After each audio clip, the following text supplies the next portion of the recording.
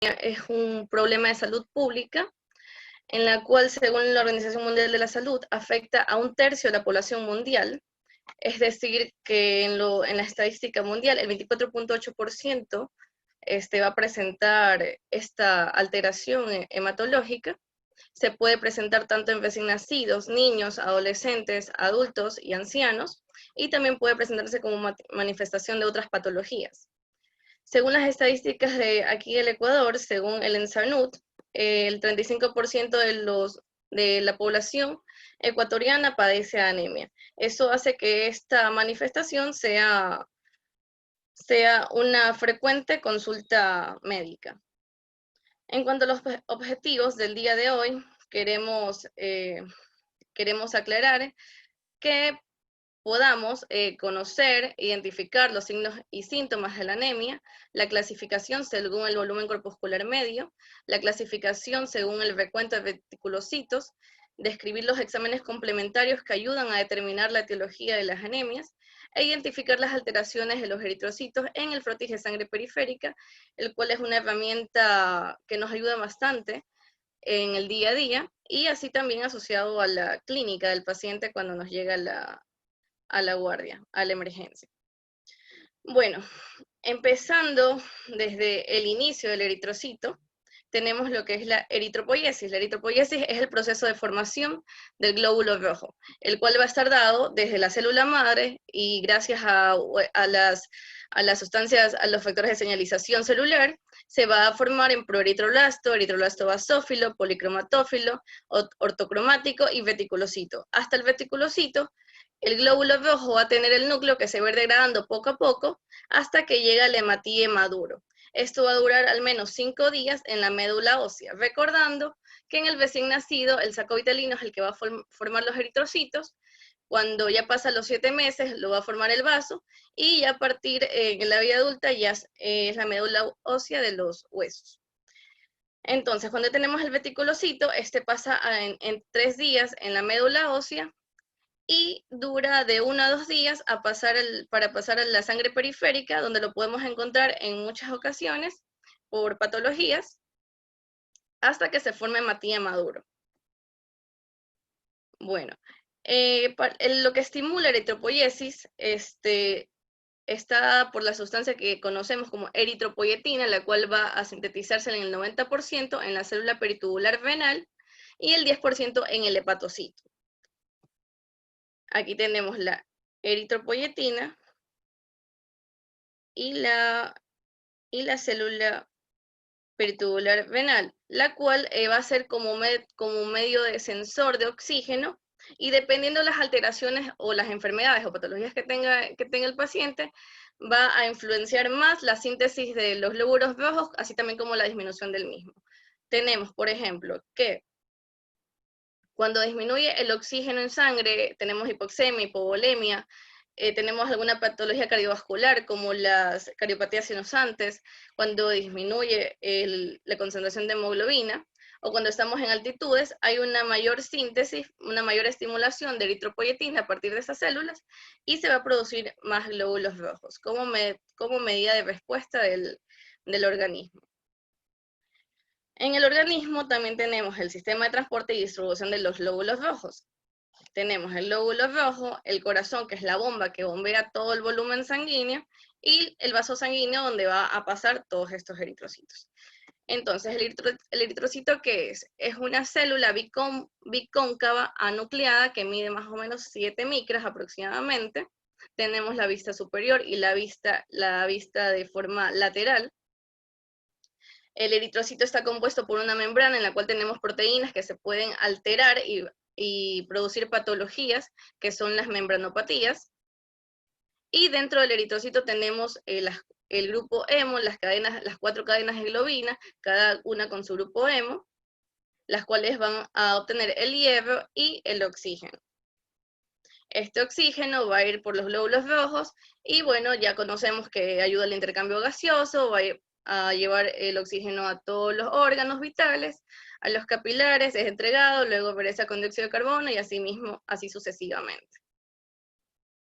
Bueno, entonces llegamos a la definición de anemia. La anemia se va vamos a tener diferentes conceptos porque va a estar dispuesta según el varón, la mujer y la embarazada, ya que no en todos tenemos el mismo volumen plasmático y la misma concentración de glóbulos rojos, aparte que la mujer tiene una pérdida mensual, lo que va a ocasionar que tenga una disminución de hemoglobina de por sí. En el varón tenemos que la anemia está por una hemoglobina menor a 13, en la mujer menor a 12 y en la embarazada menor a 11. Esto siempre y cuando debemos valorar de acuerdo al estado del paciente, ya que esto puede estar oculto o camuflado, ya sea por hemodilución o hemoconcentración. Hablamos de hemodilución cuando aumenta el volumen plasmático del organismo, ya sea en estados edematosos, por ejemplo el embarazo, síndrome nefrótico, hepatopatías, o también hemoconcentración cuando tenemos depresión de volumen, deshidratación severa, tenemos pérdidas, hemorragias, sangrados difusos, en los cuales no va a haber un cambio significativo de la hemoglobina en los primeros minutos u horas, sino que ya conforme se va reponiendo el volumen plasmático con solución fisiológica, ahí vamos a ver la realidad de la concentración de hemoglobina. Bueno, en el síndrome anémico vamos a tener diferentes manifestaciones clínicas de acuerdo a los distintos órganos. Tenemos palidez mucocutánea, astenia, fatiga o disnea. Tenemos trastornos circulatorios como son la taquicardia, la hipotensión, que pueden haber por pérdidas, soplos sistólicos funcionales no orgánicos. Neurológicos tenemos somnolencia, vértigo. Gastrointestinales, según la patología, puede haber esplenomegalia, hepatomegalia, puede haber hiporexia, anorexia. Ginecológicos tenemos pérdidas transvaginales y renales como oliguria en caso de sangrados. Los síntomas que debemos tomar en cuenta cuando tenemos anemia severa son dolor torácico, son síntomas que se asemejan a los síntomas cardiovasculares como un infarto, ya que debido a la alteración oferta-demanda del cuerpo, aumenta el gasto cardíaco y esto va a crear más palpitaciones, taquicardia, aumento de la frecuencia cardíaca para reponer toda esa pérdida.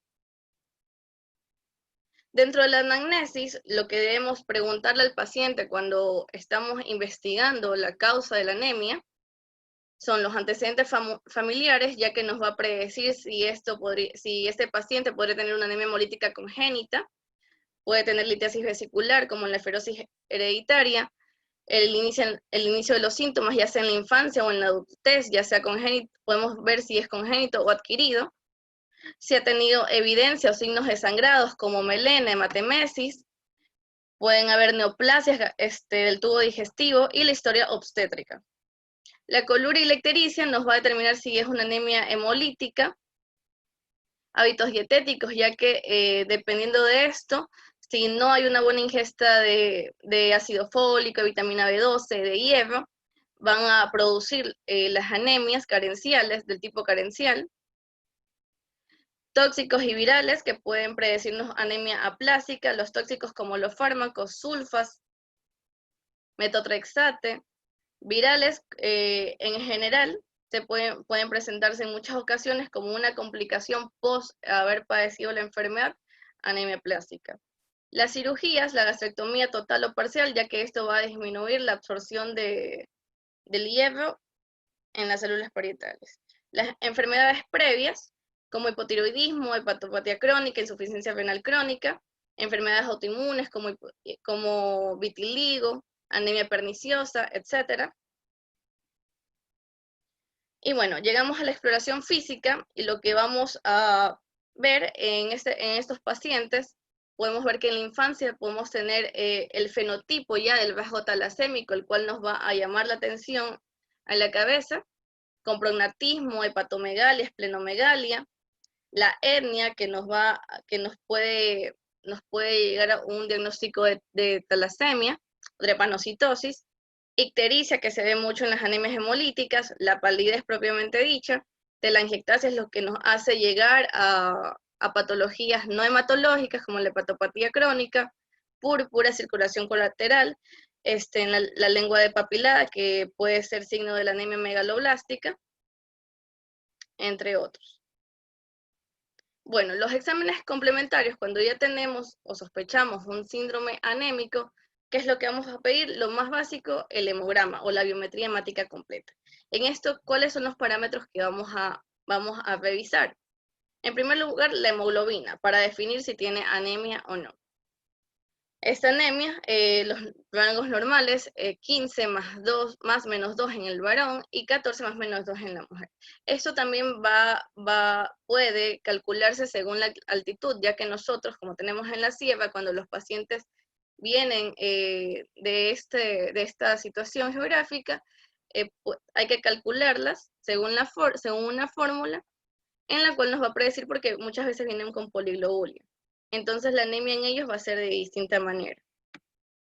El hematócrito, que es el porcentaje de eritrocitos que tiene el volumen plasmático, lo normal es 46 más menos 5% en varones, 42 más menos 5% en mujeres. Los glóbulos rojos, que es la cantidad de eritrocitos, está dada por millones, habitualmente 5 millones en el hombre y 4 millones en mujeres. Tenemos el volumen corpuscular medio, el cual es el volumen promedio que tiene el eritrocito en sangre.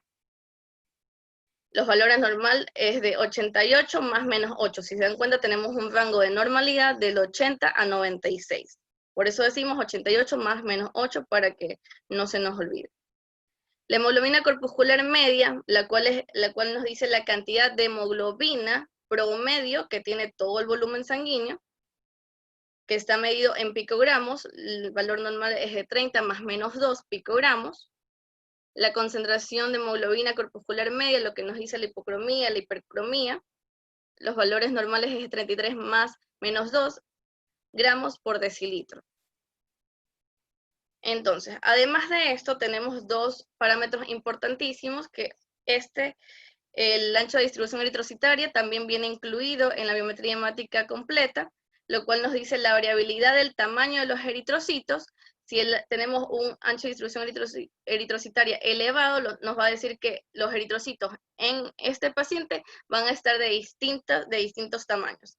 Sin embargo, si lo tenemos disminuido, es porque hay un tamaño más homogéneo de todos los eritrocitos en sangre.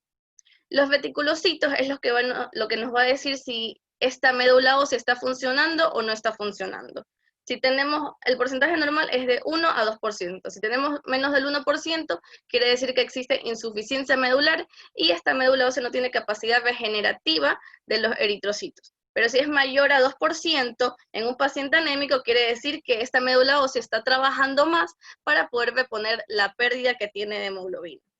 Más específicamente, podemos sacar el índice reticulocitario corregido, que está dado por el porcentaje de reticulocitos por el hematócrito del paciente sobre el hematócrito normal de laboratorio, sobre 2.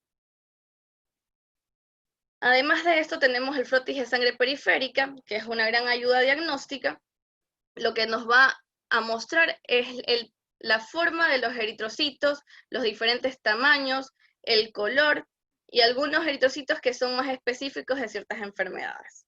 Entonces, en la parte superior izquierda de la pantalla tenemos las variaciones en el tamaño. Tenemos normal el eritrocito, microcitos cuando está disminuido el tamaño, macrocitos cuando este tamaño aumenta, macrocitos ovales, que es cuando en el aumento de formación de eritrocitos, los eritrocitos no se terminan de formar totalmente y salen antes de que estén en el tamaño normal. Y además, con las alteraciones de la síntesis medular por deficiencias de ácido fólico, tienen estas formas.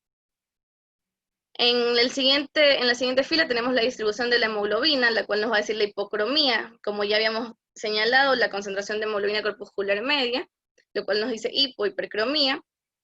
Tenemos que entre más anémico está el paciente, más hipocrómico va a estar de acuerdo al tipo de anemia. Y la policromasia o reticulocitosis o policromatofilia es la presencia de reticulocitos en sangre periférica. El aumento de la misma quiere decir que esta médula ósea está regenerando. Entonces, en la siguiente fila tenemos la variación en las formas. Tenemos target cells o dianocitos, acantocitos, que son específicos de hepatopatía crónica, eferocitos, que son característicos de eferocitosis hereditarios o también de anemias microcíticas hipocrómicas, Tenemos los ovalocitos, como ya les había explicado, son iguales que los macrocitos ovales. Los equistocitos, que son eritrocitos fragmentados. Esto sucede en las microangiopatías trombóticas, ya que debido a la fragilidad del eritrocito, al pasar por el sistema reticuloendotelial, se va a destruir y esto lo va a presentar en la sangre periférica. Bueno, tenemos también dacreocitos o células en lágrimas, estomatocitos, sickle cell, que son drepanocitos, característicos de la anemia falciforme o drepanocitosis. Y esos son los más importantes para no cansarlos mucho. Además de esto, bueno, tenemos cuando las células están aglutinadas y en pila de monedas, como en el mieloma múltiple. Entonces, exámenes complementarios que vamos a solicitar en busca del tipo de la anemia o de la causa de la anemia. Acá se los voy a señalar y posteriormente vamos a revisarlos ya en la clasificación propiamente dicha. Tenemos el perfil de hierro, las concentraciones de hierro plasmático o sigremia, lo pedimos en el laboratorio, la ferritina, que nos hace referencia a los depósitos de hierro en sangre, recordando que la ferritina también es un reactante de fase aguda, el cual puede estar elevado. La saturación de transferrina es la capacidad de transporte del hierro o la capacidad de unión al hierro. Recordando que la transferrina es la proteína transportadora del hierro que está en el volumen circulante. Entre otros tenemos, para estudiar la etiología de la anemia, la bilirrubina indirecta, la LDH, la aptoglobina, el test de Coombs, la vitamina B2, el ácido fólico, el perfil tiroideo, eritrosegmentación, proteínas séricas, ya sea albúmina, en busca de, por ejemplo, causas de hepatopatías, etc. Bueno, vamos a iniciar con la clasificación debido al tamaño del eritrocito, que es la morfológica, que está dada por el volumen corpuscular medio, como ya habíamos mencionado. Entonces, tenemos la anemia microcítica, que es el volumen corpuscular medio, como recordamos, es de 88 más menos 8, entonces la microcítica es menor a 80. Entonces, ¿cuáles tenemos acá a la cabeza? Que cuando vemos el hemograma tenemos una anemia microcítica, debemos pensar anemia ferropénica, talasemia, anemia de trastornos crónicos y anemia sideroblástica. Entonces, ¿cómo vamos a saber cuál es cuál? Entonces solicitamos los parámetros de hierro. El perfil de hierro está constituido por el hierro, la ferritina y la saturación de transferrina, que ya la mencionamos. Entonces, en una anemia ferropénica de trastornos crónicos y sideroblástica, vamos a ver, el hierro en la ferropenia va a estar disminuido, ya que por carencias, por falta de ingesto, falta de absorción, va a estar disminuida sus niveles en sangre. En los trastornos crónicos también vemos que está disminuido. Esto se debe a la mala utilización del hierro cuando hay una respuesta inflamatoria del cuerpo, ya sea infecciones o estados inflamatorios o neoplásicos. Y la sideroblástica, es una enfermedad que se ve en la médula ósea, en la cual tiene una captación mayor de hierro, y en cambio en esta, pese a que tenemos anemia, el hierro está aumentado. La ferritina, que es el depósito de hierro, en la ferropenia va a estar disminuido, ya que como no hay hierro, tampoco, como hay carencia, hay disminución del hierro en los depósitos. En los trastornos crónicos, como había mencionado, por la mala utilización del hierro, habitualmente está aumentado, ya que gracias a la hepcidina, que es una proteína que se sintetiza en el hígado, esta hepcidina va a hacer que el hierro vaya a las membranas de los macrófagos y se manifieste. Entonces realmente no tenemos una ferropenia verdadera, sino que tenemos una enfermedad de trastornos crónicos. Entonces esta es la principal diferencia entre la ferropenia y los trastornos crónicos. En la primera están los dos disminuidos y en los trastornos crónicos la ferritina va a estar aumentada. Además de eso, tenemos que recordar que en el contexto clínico del paciente debemos pensar o estar en sospecha de alguna enfermedad inflamatoria, neoplásica o algún tipo de infección que esté cursando el paciente. Y en la anemia sideroblástica, como ya les mencioné, es una mala captación del hierro, la cual va a estar también aumentada. La saturación de transferrina en la ferropenia va a estar disminuida, ya que la proteína transportadora del hierro tiene que movilizarse a todo el cuerpo para llevar hierro. Como no hay hierro en sangre ni en los depósitos, habitualmente está disminuida. En los trastornos crónicos vemos exactamente lo mismo, ya que como les dije, el hierro es como secuestrado por los macrófagos, por los neutrófilos, por las respuestas inflamatorias propiamente del paciente, entonces también va a estar disminuido. Y en la sideroblástica va a estar aumentado. Entonces, además del perfil de hierro, ya podemos caracterizar la anemia febropénica y la anemia de trastornos crónicos. En cuanto a la anemia sideroblástica, también vamos a pedir, en este caso, los reticulocitos. ¿Cómo podemos sospechar de ella si tenemos, bueno, todo elevado? Pedimos reticulocitos, los cuales me van a dar dos resultados, si está disminuido o está aumentado. En el disminuido, bueno, esto nos va a hacer pensar que hay una poca reacción de la médula ósea. Entonces, ¿qué es lo que vamos a hacer o a dónde vamos a ir? A la fábrica de glóbulos rojos, que es la médula ósea. Entonces tenemos que hacer una punción y aspirado de médula ósea, y la anemia sideroblástica se diagnostica por la tinción de Pearls, lo cual va a señalar los anillos captados de hierros con esta tinción. Mientras tanto, si está elevada, significa que la fábrica de los glóbulos rojos, es decir, la médula ósea, está funcionando, y esto se puede presentar en talasemia. Claro que las talasemias se da más en niños. Y como ya habíamos visto el fenotipo, recordemos siempre que esto no solamente es de ver laboratorio, sino de contextualizar al paciente en una enfermedad. ¿Qué es lo que estamos pensando, qué estamos buscando en cada paciente? Bueno, y la talasemia es diagnosticada y confirmada por la electroforesis de hemoglobina. Bueno, lo traje acá, la anemia febropénica, porque es la causa más frecuente de anemia microcítica hipocrómica, donde sea, a nivel mundial. Entonces, esa está abordada por la absorción insuficiente o por las pérdidas aumentadas.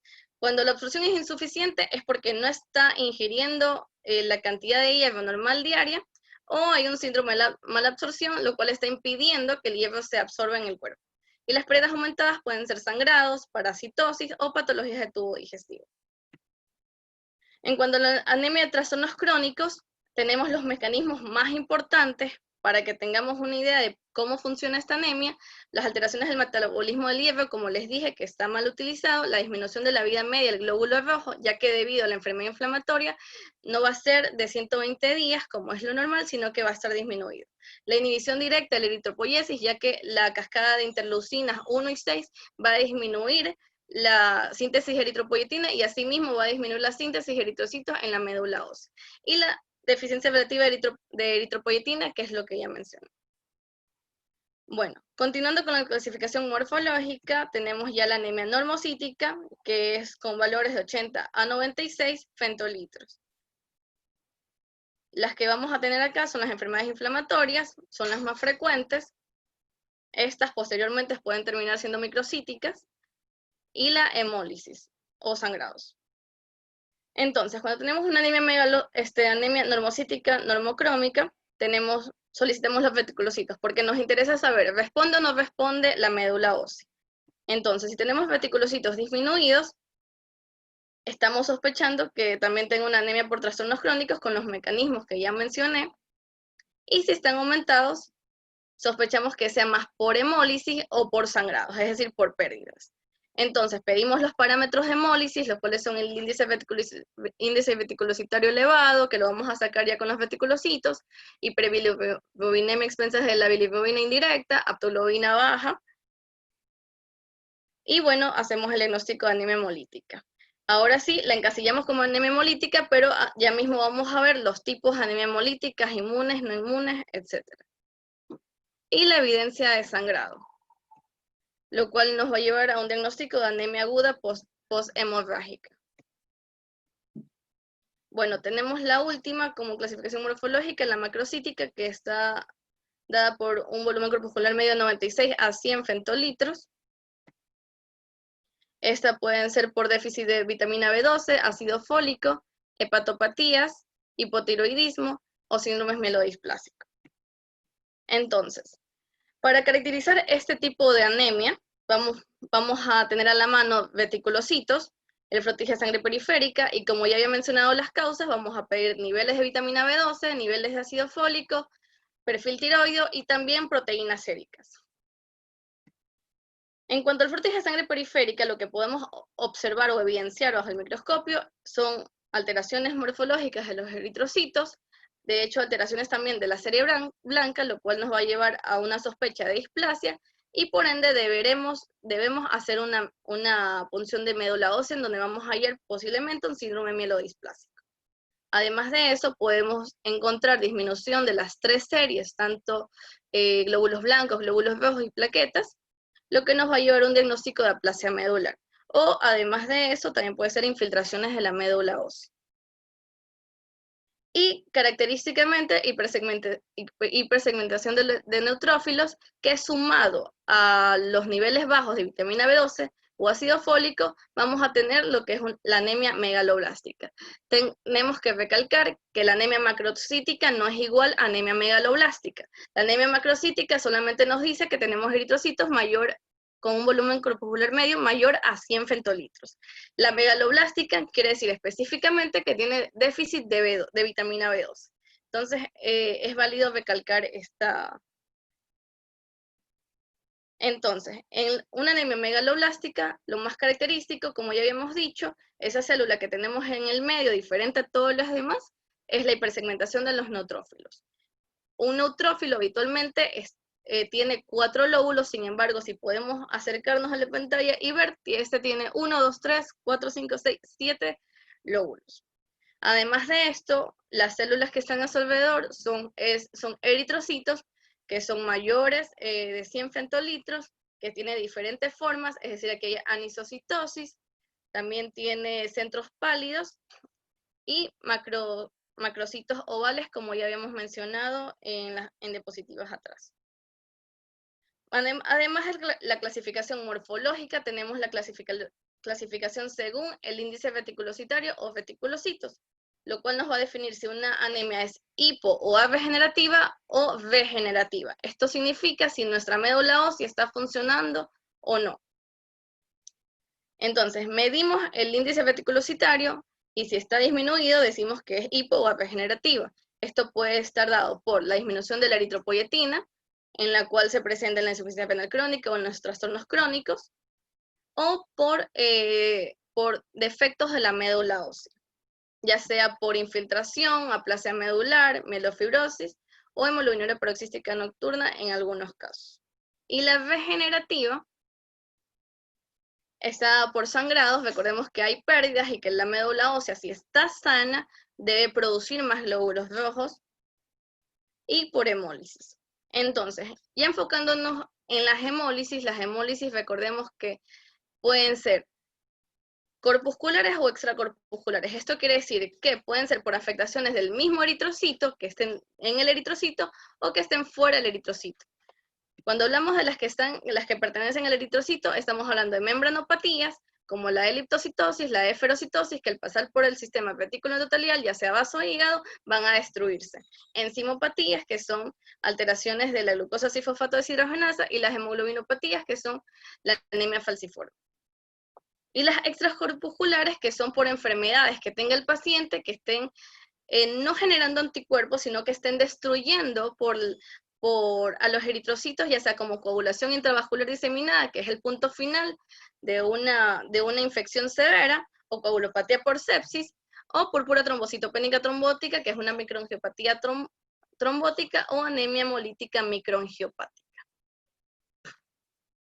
Entonces, tenemos que conocer esto. Existe la hemólisis intravascular y también la hemólisis extravascular. Regresando a la hemólisis intravascular, esto quiere decir que la hemólisis, la destrucción del eritrocito, es dentro del vaso.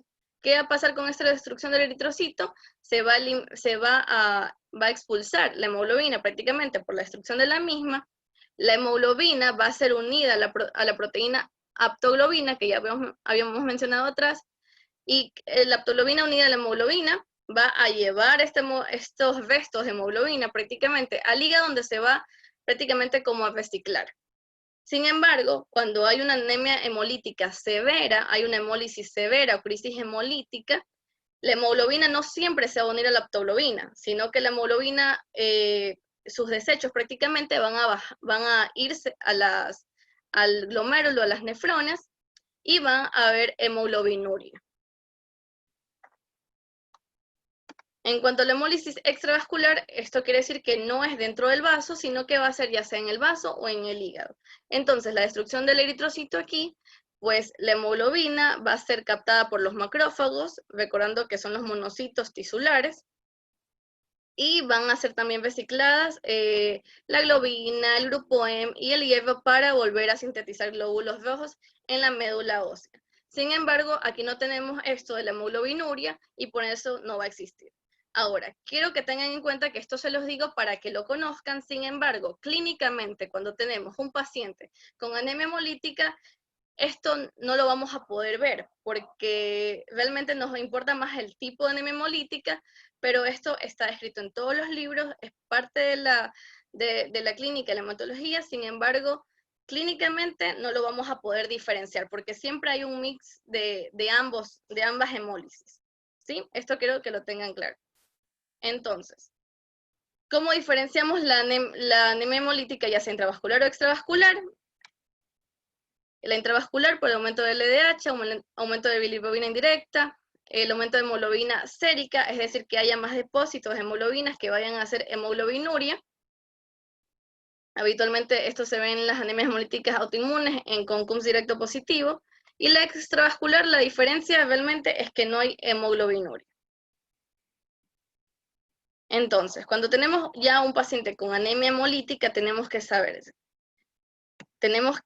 si es inmune o no inmune. Para esto tenemos el CUMS directo. El CUMS directo es la prueba donde va a aglutinarse los anticuerpos prácticamente pegados al glóbulo rojo. El CUMS indirecto es la que va a cuantificar los anticuerpos, pero circulantes más no unidos al glóbulo rojo. Entonces, cuando tenemos la anemia hemolítica con CUMS directo negativo, vamos a tener una anemia hemolítica no inmune. Entonces, podemos realizar el frotis de sangre periférica, los que nos va a orientar al diagnóstico, y en esto podemos evidenciar esferocitosis, eliptocitosis y drepanocitosis. Entonces, tenemos estas alteraciones morfológicas que nos pueden llegar al diagnóstico. Y si tenemos esto, ya vamos a realizar una electroforesis de hemoglobina donde nos va a confirmar la enfermedad. También podemos encontrar esquistocitos, como ya habíamos mencionado antes, que son característicos de las microangiopatías trombóticas, específicamente púrpura trombocitopénica trombótica, síndrome urémico hemolítico, típico y atípico, que es mediado por el complemento, y coagulación intravascular diseminada.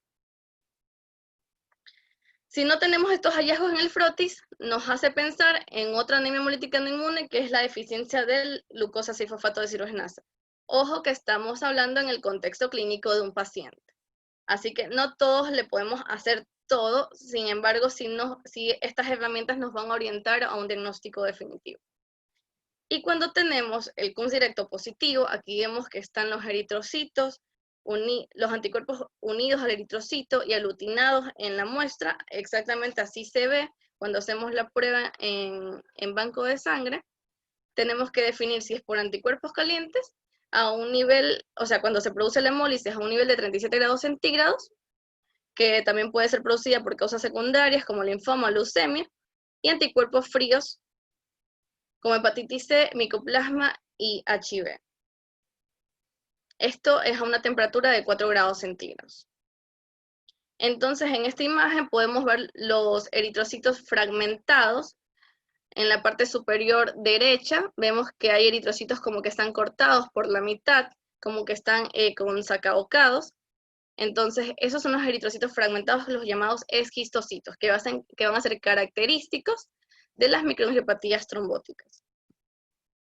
Bueno, así podemos determinar el diagnóstico o podemos orientar al diagnóstico a las anemias. Como conclusiones, la anemia puede presentarse tanto como enfermedad per se, ya dada por una hemoglobinopatía, enzimopatía, membranopatía, o como manifestación de otras patologías. Entonces, ¿qué es lo que nosotros tenemos que hacer como médicos de cualquier rama realmente, desde general hasta subespecialistas? Es buscar la causa de la anemia. Si tenemos un paciente con anemia, no nos podemos quedar tranquilos hasta tener la causa específica, porque de todas maneras no solo podemos reponer quizás con hierro, ácido fólico o eritropoyetina, sino que debemos tener la causa específica para el tratamiento específico. Como segunda conclusión, la investigación de la etiología de la anemia debe ser de forma ordenada y secuencial. Siempre hay que tener un orden. No podemos pedir todos los parámetros hematológicos a la vez, no podemos pensar en todas las anemias posibles y pedir todo a nuestro paciente. Recuerden que hay que optimizar recursos, mucho más ahora que estamos limitados por motivo de la pandemia. Sin embargo, sí hay que seguir un orden, ¿sí? Bueno, y como decía el padre de la medicina interna, la medicina es la ciencia de la incertidumbre y el arte de la probabilidad. Entonces, eso ha sido todo por hoy en cuanto al taller de anemias. Gracias. Bien, muchas gracias a la doctora Yaira Loor por su excelente exposición.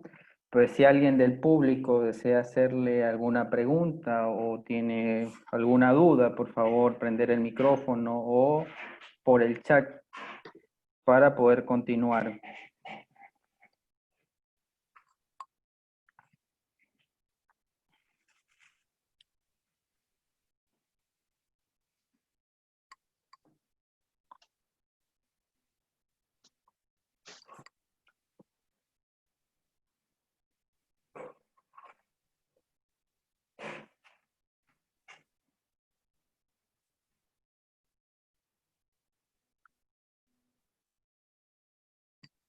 Bueno, parece que no hay ningún tipo de pregunta.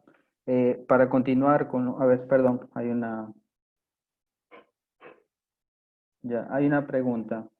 Buenas noches, felicitaciones a la doctora. En cuanto a una transfusión de emergencia, ¿qué se debe realizar por una paciente inestable hemodinámicamente? Bueno, cuando tenemos un paciente inestable, de hecho la transfusión sanguínea debería ser inmediata si tenemos pérdidas o si tenemos anemia hemolítica severa. Eso es lo que más nos dificultaría realmente la transfusión.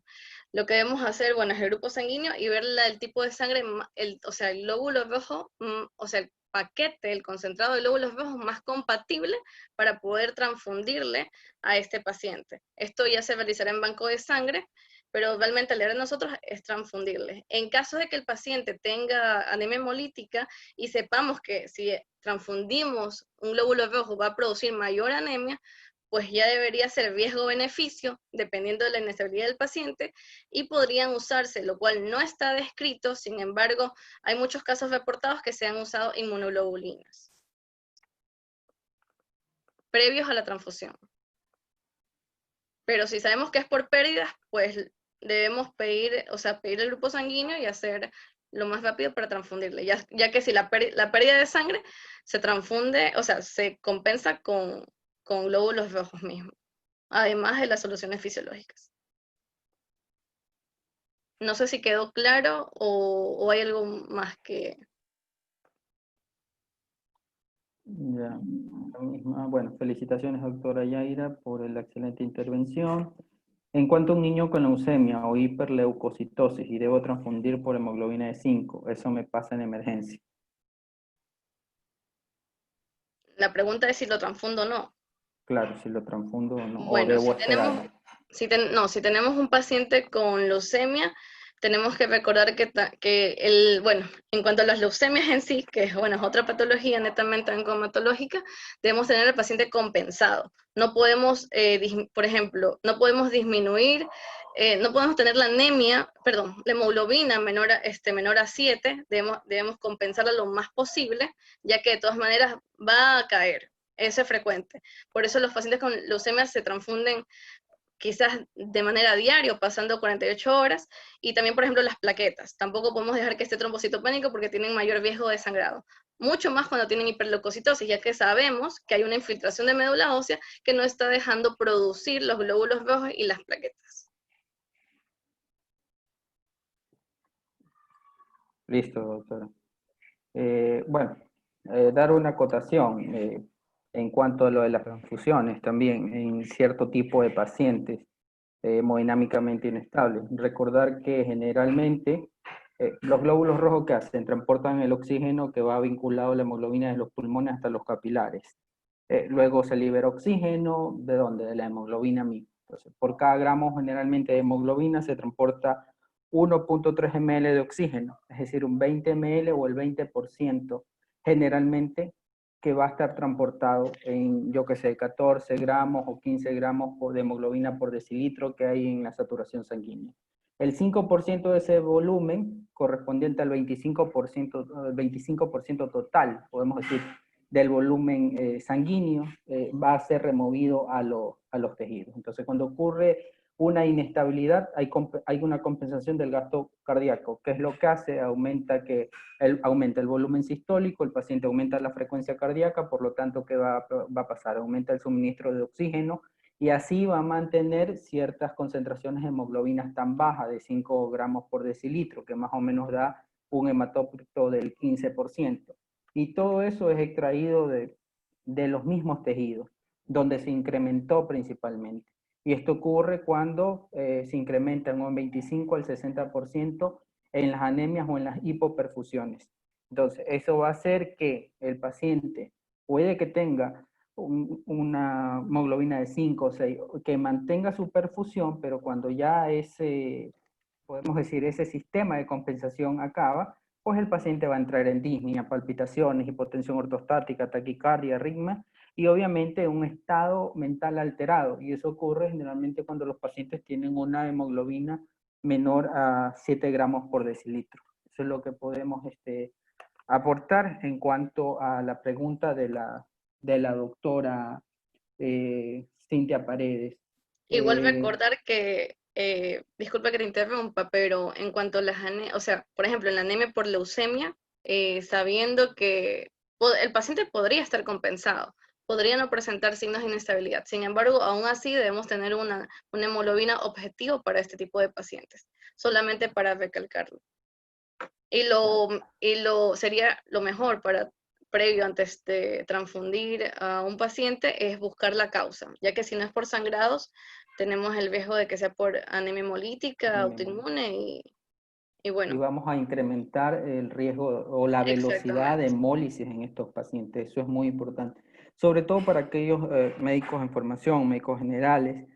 Recordar, como dijo la doctora, la anemia es uno de los diagnósticos más frecuentes en medicina, podríamos decirlo así. Generalmente es un signo patológico, no lo consideramos muchas veces como enfermedad, pero en la mayoría de las veces existe una enfermedad.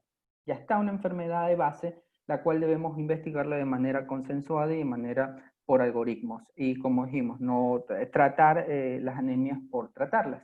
Entonces, vamos a continuación a presentar unos casos clínicos y brevemente una revisión de lo que es anemia en pacientes con insuficiencia cardíaca, algo leve y conciso, para que tengan en cuenta y el público pueda participar en los casos y pueda decir, en base a la charla que ha dado la doctora, qué es lo más coherente lo que ustedes hicieran en sus hospitales base, en centros de salud, donde estén haciendo su función hospitalaria o función de vida de atención primaria con alguno de los pacientes.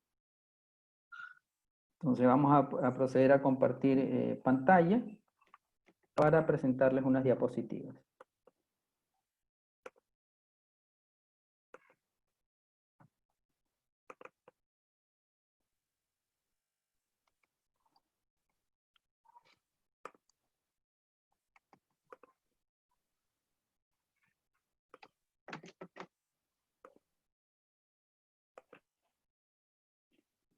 Ya, previamente a los casos clínicos vamos a hablar algo realmente súper rápido de lo que es anemia en uno de los trastornos crónicos más conocidos y severos, desde atención primaria a hospitales de atención de tercer nivel, lo que es la anemia en los pacientes con insuficientes cardíacos, que en sí es un estado inflamatorio.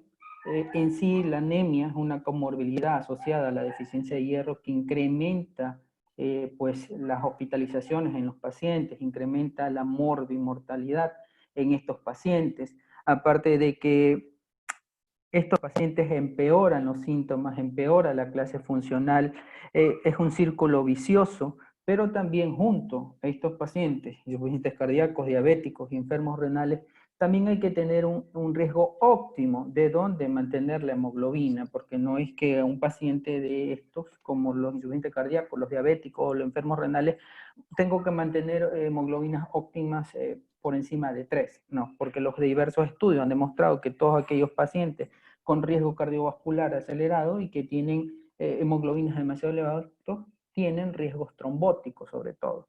Entonces, esto es un círculo vicioso. Al tener una anemia crónica severa, pues, ¿esto qué me va a llevar? Esto me va a llevar a hipoxia tisular, esto me va a llevar a vasodilatación periférica, disminuye presión sanguínea, pero aumenta la actividad simpática, aumentan las catecolaminas, se activa todo lo que es el sistema renina-angiotensina-aldosterona, por lo tanto, activo diversos tipos de endotelinas, aumentan los péptidos natriuréticos, me disminuye el filtrado glomerular o el filtrado sanguíneo renal, como podemos decirlo, retengo líquido, retengo sodio, aumento el volumen plasmático, aumento el volumen extracelular, aumento mi trabajo cardíaco, mi precarga y poscarga, aumento el diámetro ventricular, todo esto que me va a producir disfunción y remodelación del ventrículo izquierdo. Por lo tanto, mi paciente, sea diabético, insuficiente cardíaco, renal, va a producir incremento de hipertrofia del ventrículo izquierdo, pero si hipertrofia ventricular izquierda, mi paciente sufre de disfunción diastólica, que esa disfunción diastólica posteriormente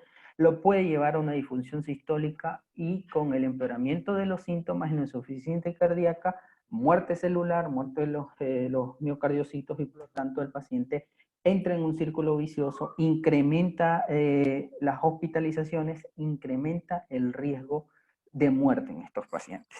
Ahora, hay que tener algo claro. El hecho de que yo trate a mi paciente con anemia en estados inflamatorios, insuficiente renal, insuficiente cardíaco, diabético, no quiere decir que yo voy a mejorar su reingreso a hospitalizaciones, voy a mejorar su calidad de vida, voy a disminuir sus síntomas, pero en lo que corresponde a mortalidad, ningún estudio ha demostrado que el mejorar la anemia en estos pacientes va a disminuir su carga de hospitalizaciones y mortalidad por las diversas circunstancias que ya existen.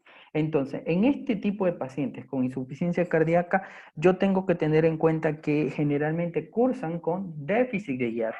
Entonces, yo tengo que tener en cuenta que en la insuficiencia cardíaca existen, o en las patologías crónicas por anemia, el déficit de hierro puede ser un déficit de hierro absoluto, un déficit de hierro funcional o un secuestro de hierro por patrón inflamatorio. La mayoría dirá que sería por un patrón inflamatorio en este tipo de pacientes, pero no, se da por un déficit funcional la mayoría de anemias en este tipo de pacientes. Ahora, todo esto está asociado a qué? Está asociado a que va a empeorar mi insuficiencia cardíaca o empeorar mi clase funcional de insuficiencia cardíaca, que conocemos que es de la NIHA, desde la 2 hasta la 4, va a producir alteraciones cognitivas y del comportamiento, sobre todo en pacientes mayores de 65 años, y obviamente va a empeorar, como ya lo dijimos, la función diastólica y sistólica, empeora la fracción de eyección de estos pacientes, pero aquí tenemos un algoritmo rápido y sencillo de criterios de diagnóstico de déficit de hierro en los pacientes con insuficiencia cardíaca,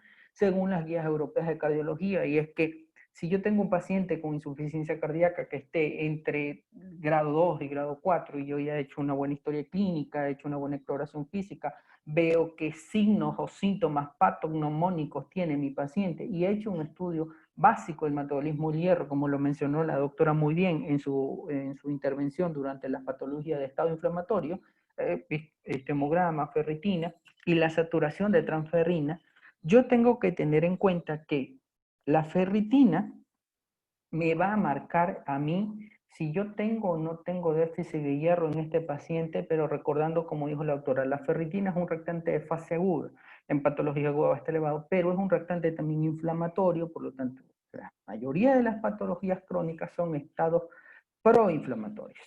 ¿Ya? Por lo tanto, hay cortes. Si yo tengo una ferritina menor a 100 miligramos por decilitro en este tipo de paciente y he estudiado tanto el hierro como la saturación de ferrina, yo tengo déficit de hierro establecido. Si mi paciente tiene una ferritina que va entre 100 y a 300, recordando que mi paciente está dentro de un estado inflamatorio, pues yo tengo que buscar la saturación de transferrina para determinar si necesita o no, o si está en déficit de hierro, si necesita recuperar o no el hierro total de este paciente. Si yo tengo una ferritina entre 100 y 300 y una saturación de transferrina menor a 20, mi paciente tiene un déficit de hierro. Estos pacientes necesitarían Esto es en el insuficiente cardíaco. En el insuficiente renal el algoritmo cambia un poco porque la ferritina en ellos está un poco más elevada y la saturación de transferrina va a estar desde niveles, podemos decir, de 40% ya se considera déficit. Igual ocurre cuando si yo tengo una ferritina de 100 a 300, yo tengo una saturación mayor al 20%, yo no tengo déficit de hierro, por lo tanto mi paciente no necesita. Igual si yo tengo una ferritina mayor a 300, no necesito buscar la saturación de transferrina. ¿Qué es lo que queremos decir con esto? Que a todo paciente o en insuficiencia cardíaca, enfermo renal, yo tengo que valorarlo de esta manera y no necesariamente por el hecho de que mi paciente tenga, por ejemplo, una hemoglobina de 11, una hemoglobina de 10.5, yo no debo transfundir o debo dar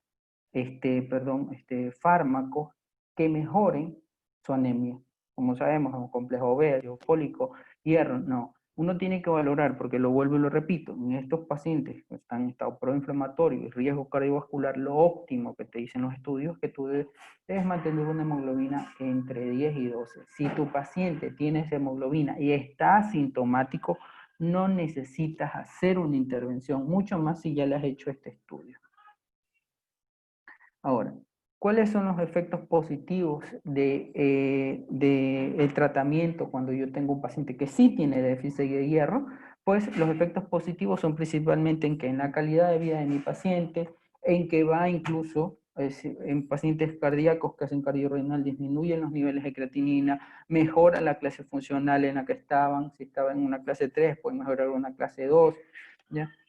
Entonces, ¿cómo yo calculo ese déficit de hierro total en estos pacientes? El déficit de hierro acumulativo, que es igual al peso corporal de mi paciente por la hemoglobina, que es la hemoglobina objetivo menos la hemoglobina real, por una constante, que es 2.4 más el depósito de hierro. Ahora, esto lo podemos tener con el peso del paciente. El objetivo es, si yo tengo un paciente que tiene insuficiencia cardíaca y está sintomático, por ejemplo, tiene 9 de su hemoglobina real. ¿Cuál sería mi objetivo? Mi objetivo sería llevarlo máximo a 11.5, 12 nomás, incluso 11. No llevarlo más allá de eso, ¿ya?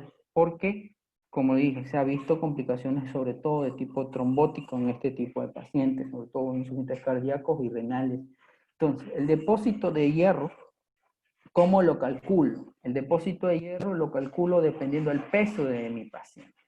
Si yo tengo un paciente que pesa menos de 35 kilos, aquí yo calculo 15 miligramos por kilo de peso corporal. Si yo tengo un paciente que pesa más de 35 kilos, yo pongo un estándar, 500 miligramos. Si yo tengo pacientes que pesan entre 66 o menos de eso, la dosis acumulativa va a ser calculada, redondeada a la baja de los 100 miligramos más próximos. Es decir, si yo tengo un paciente que me le da 620, yo me quedo en 600. Si yo tengo un paciente que pesa más de 66 kilos y mi dosis acumulativa calculada se va a redondear al alza a los 100 miligramos más próximos. Es decir, si yo a este paciente de que pesa 68 kilos y me sale una dosis de hierro calculada o el depósito de hierro calculado me sale en 680, mi hierro calculado va a ser 700. Entonces, de esta manera nosotros vamos a intervenir en estos pacientes. Lo mejor en este tipo de pacientes, cuando hay síntomas, es dar hierro intravenoso que hierro oral. El hierro intravenoso se lo puede dar 3 veces por semana, sea hierro sacarosa o hierro carboximaltosa. El hierro sacarosa tiene más reacciones adversas, aparte que tienen que pasarlo en lentamente, no en infusiones rápidas, porque hay muchas causas de reacciones anafilácticas. Entonces, para continuar, antes de ir a los casos, ¿alguna pregunta que quieran realizar?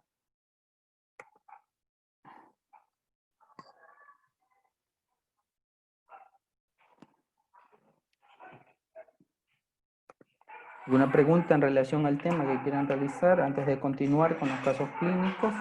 Y indicarles, pues, para que puedan participar, sobre todo en lo que es la realización de los casos clínicos.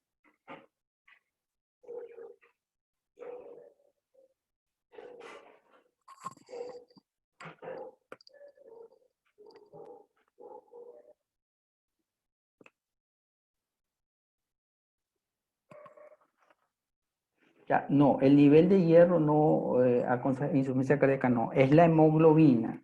La hemoglobina tanto en pacientes con insuficiencia cardíaca, insuficiencia renal, diabéticos con insuficiencia renal, la hemoglobina óptima que se debe manejar es de, podemos decir, de 10 a 12 según los estudios, pero lo óptimo es máximo hasta 12. Tú no puedes pasar más allá porque los diversos estudios, en aquellos que sobrepasaron de 13 miligramos por decilitro, hubo riesgos y complicaciones trombóticas sobre todo. Lo que corresponde al hierro, que es otro tipo de cosa, es para valorar si mi paciente necesita hierro. Es decir, ¿en quién yo tengo que valorar? En todo aquel paciente que tiene una hemoglobina, por ejemplo, menor a 10 y que está sintomático, ¿ya? Sobre todo en los insuficientes cardíacos. Incluso en los insuficientes renales hay que valorar el déficit de hierro. No importa que en los insuficientes renales el mecanismo de anemia sea otro, sobre todo por la no producción de la eritropoyetina, a partir de grado 3 de insuficiencia renal. Entonces, yo tengo que ir valorando de esa manera. Pero lo importante es saber a qué nivel yo puedo llevar a mi paciente con una hemoglobina. Si yo tengo un paciente insuficiente cardíaco con una hemoglobina de 11, 10.5, un ejemplo, y no está sintomático, yo ese paciente lo dejo ahí, no lo toco. Es decir, no voy a intervenirlo siempre y cuando no tenga síntomas. Pero si tiene síntomas, pues obviamente tengo que hacer un algoritmo y ver qué es lo que está pasando. ¿Alguna otra pregunta?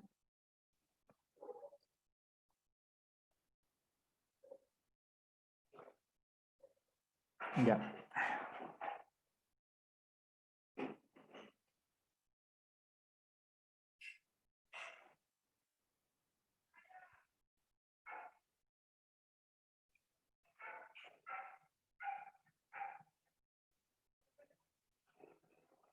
Bueno, vamos a pasar a la presentación de los casos, en la cual, bueno, voy a pedir ayuda de la doctora Loor, la doctora Paredes y de la doctora Cáceres, en caso de que necesitamos hacer alguna aclaración del público. Vamos a presentar aproximadamente 5 casos clínicos, los cuales no están completos, es para poder disertar y dar que el público también dé su opinión. Aquí tenemos muchos médicos generales y de atención primaria para poder intervenir. Bueno, el primer caso, pues tenemos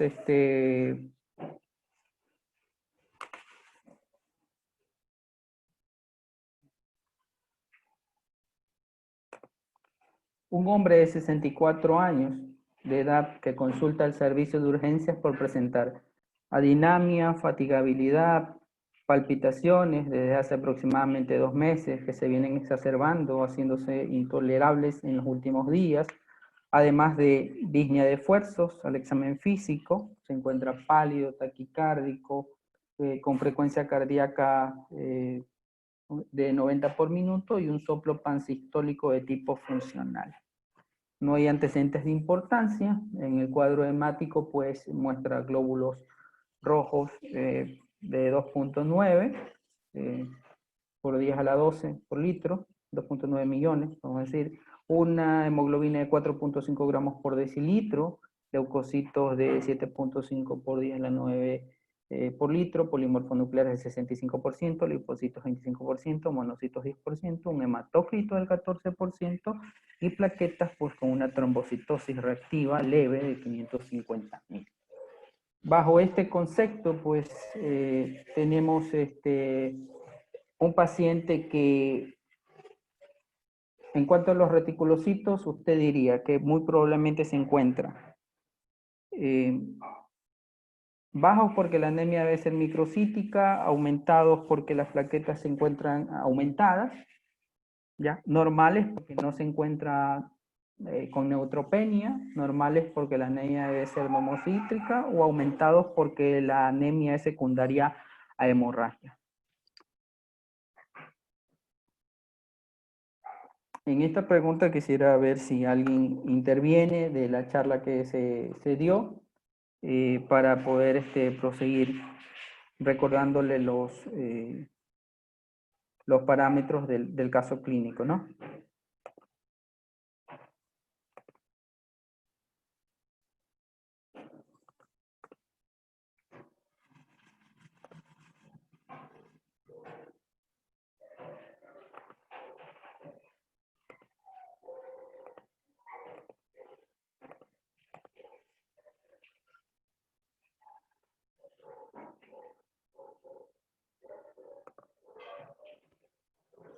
Bueno,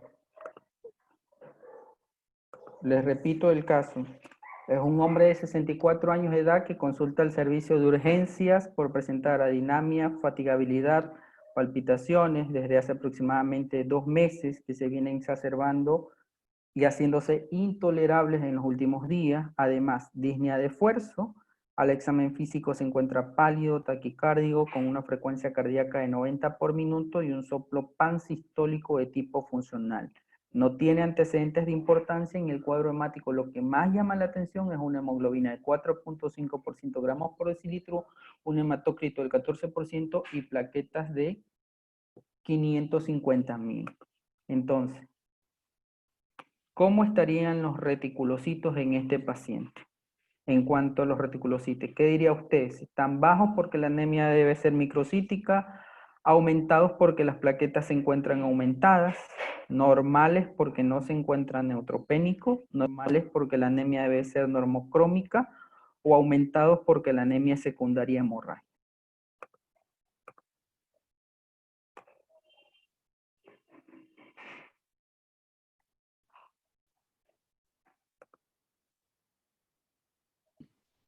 Buenas noches, ¿puedo hablar?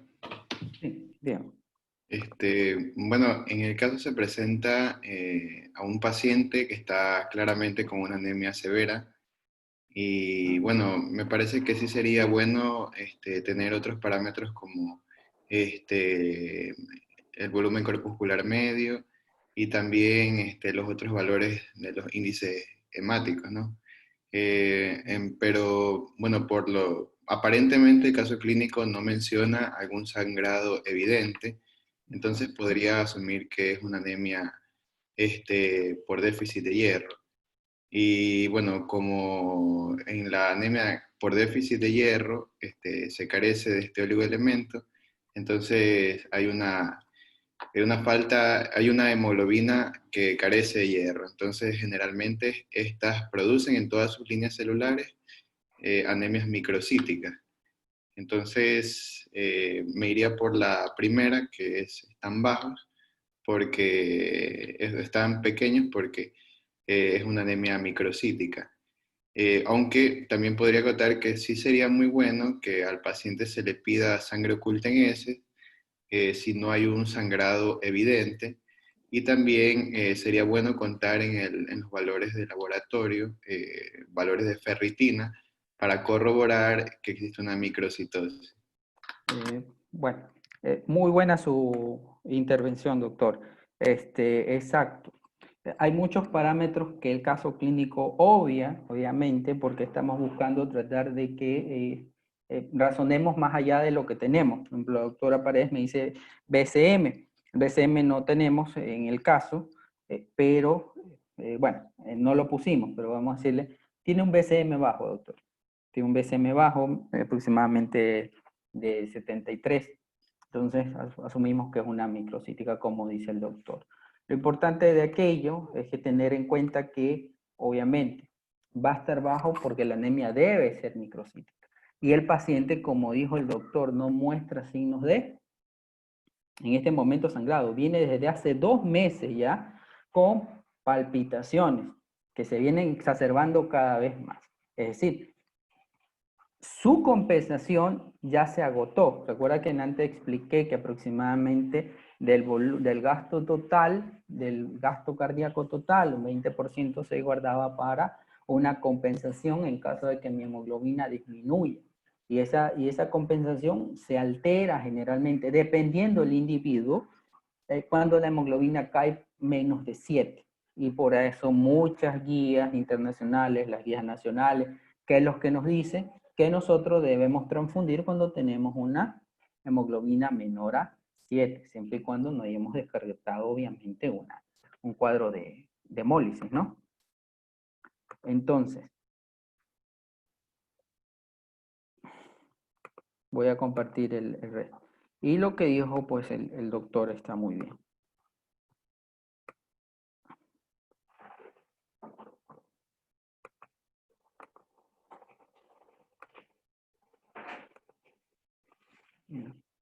Exactamente, están bajos porque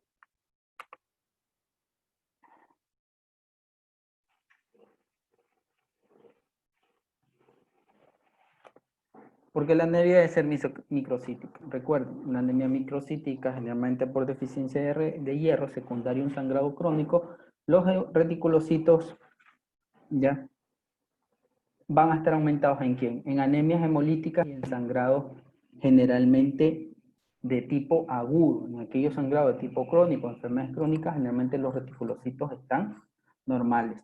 En la siguiente pregunta, pues respondiendo a lo que dijo el doctor y que tenía pues razón, es que para completar el estudio biológico de esta anemia, ¿usted qué solicitaría? ¿Ya? Aquí tenemos varios ítems, pero lo que dijo el doctor está bien.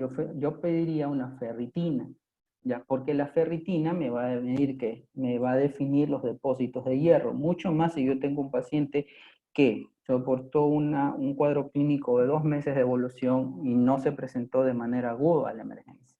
Entonces la ferritina define los depósitos de hierro en este paciente y obviamente tengo que ver si está incrementada, está baja o cómo está, si es una enfermedad de tipo inflamatorio o no. ¿Alguna pregunta que quieran realizar hasta ahí para continuar?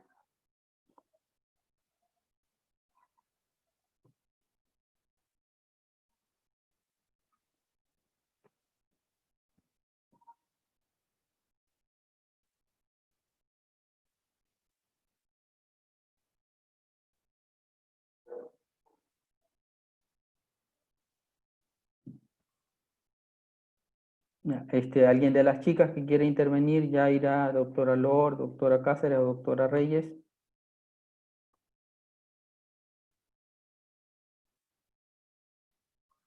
Buenas noches.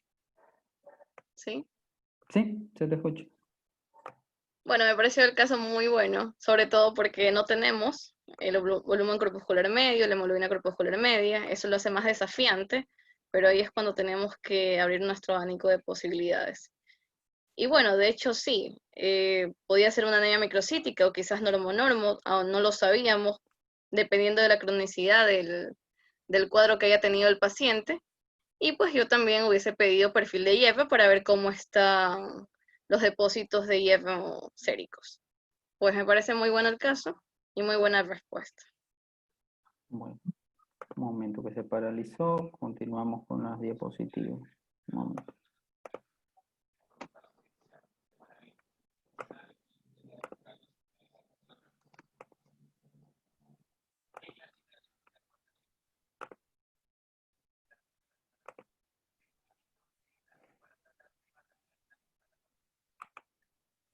Ya. Y para precisar la causa de esta anemia, usted solicitaría, pues aquí nos quedamos explicando, pues es un paciente que viene pues con un sangrado, podamos decir, minucioso, no ha presentado sangrado activo como tal. Muchos harían, ¿qué es lo que harían primero? En muchos casos, solicitar sangre oculta en S, ¿verdad?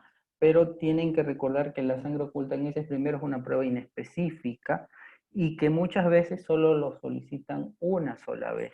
Y la sangre oculta en S no se la debe solicitar una vez, se la debe solicitar en 3 muestras distintas generalmente para tener un incremento de la sensibilidad de la prueba. Lo ideal, pues si este paciente ya ingresó, obviamente lo más común que hacemos es pedir sangre oculta en heces, que va o puede salir positiva. En este caso, lo ideal es que entre ya a especialidad, en este caso gastroenterología, y valore al paciente para hacer un estudio endoscópico, para determinar el origen del sangrado de mi paciente, porque mi paciente no presentó en ese momento sangrado activo como tal. Y mucho más si mis reticulocitos pues iban a estar normales o bajos. ¿Ya? Y entre las causas más comunes tenemos pues que es cáncer gástrico. El paciente se le diagnosticó cáncer gástrico. Entonces, bajo esta perspectiva, ¿tienen alguna pregunta que realizar al público presente para seguir con los casos?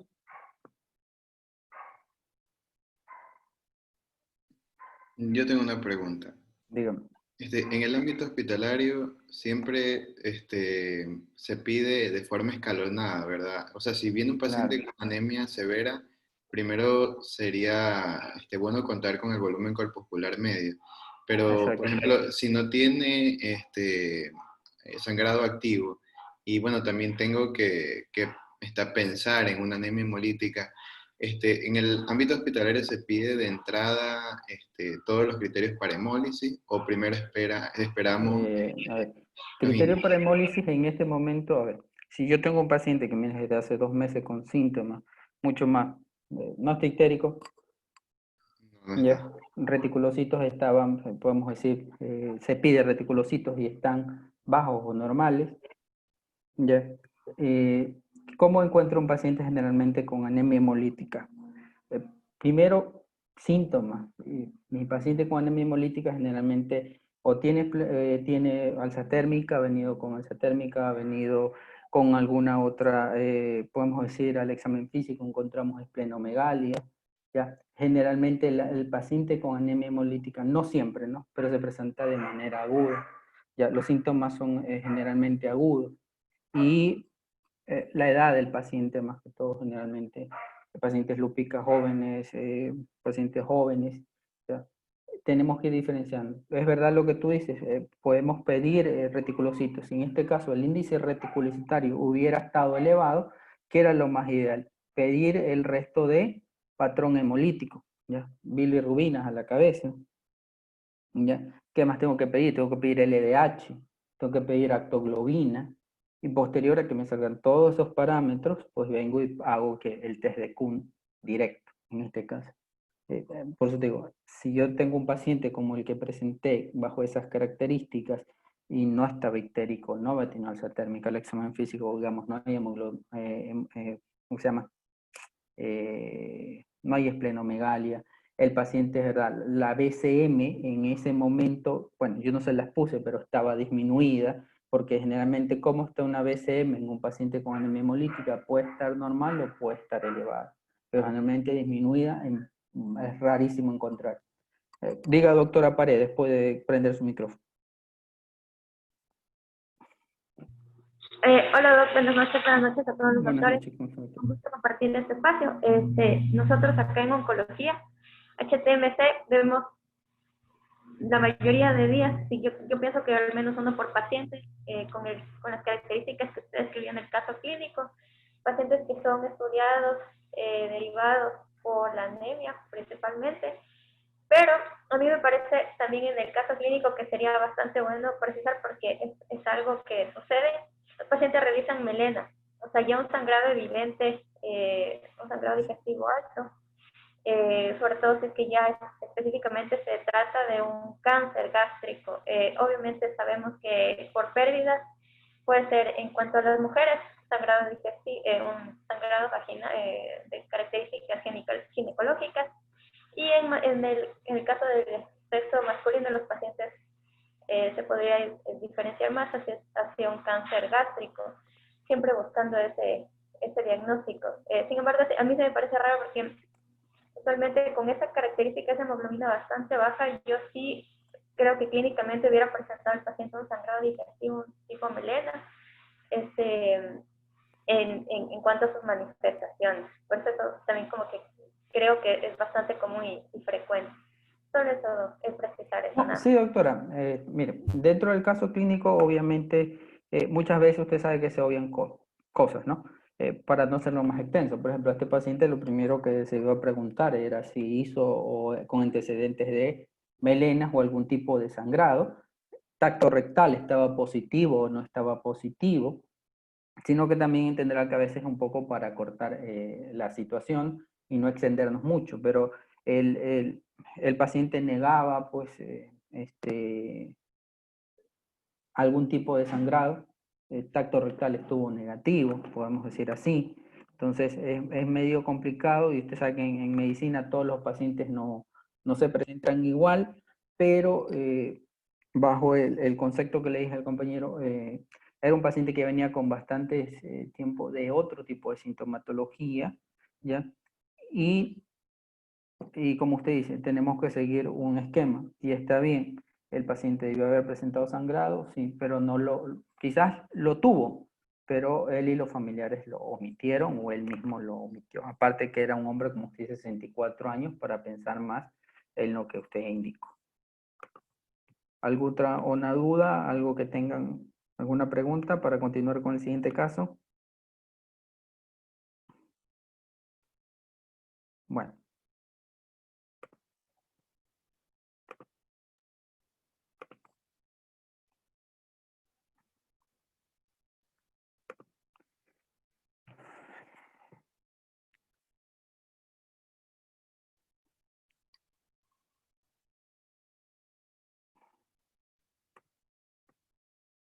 Ya, el caso 2. Un hombre de 67 años de edad, odontólogo, que consulta por presentar un cuadro clínico de varios meses de evolución, con adinamia, como antecedentes presenta vitiligo de varios años de evolución. Al examen físico se encuentra un paciente en aceptables condiciones generales, con tinte ictérico, palidez, áreas extensas de vitiligo, taquicárdico y no se palpan adenopatías ni megalias. El paciente pues llama la atención que tiene una hemoglobina de 6 gramos por decilitro, un hematocrito de 18%, está, podemos decir, plaquetopénico, 80.000, una LDH de 6.000, una bilirrubina total de 2.8, a predominio indirecta de 2.1, con una creatinina de 1.2. De acuerdo con estos resultados, el mecanismo de la anemia puede ser una hemorragia aguda, una hemólisis aguda, un defecto en la síntesis de hemoglobina o un defecto en la maduración nuclear, o una destrucción periférica celular de origen autoinmune. Entonces, aquí pueden opinar de qué tipo creen ustedes o cuál es el mecanismo por lo cual se está produciendo la anemia en este paciente. 67 años de edad, odontólogo que consulta por presentar un cuadro clínico de meses de evolución, de adinamia, vitiligo de varios años de evolución. Al examen físico, el paciente está en condiciones generalmente aceptables, pero con tinte ictérico, palidez, áreas extensas de vitiligo, taquicárdico, no se palpan adenopatías ni megalias. Con una hemoglobina de 6, un hematócrito de 18, plaquetas de 80.000, podemos decir que leucocitos de 2.3%, me olvidé de decir también, es decir, el paciente está pancitopénico, una LDH de 6.000, predominio de bilirrubina indirecta de 2.1 y una creatinina de 1.2.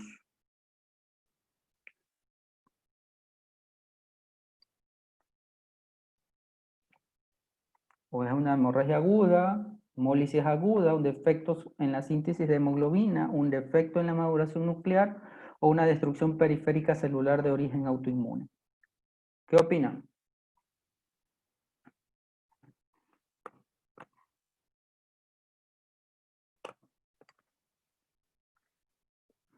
Si quiere dar su opinión, pues que prende el micrófono o una pregunta en el chat.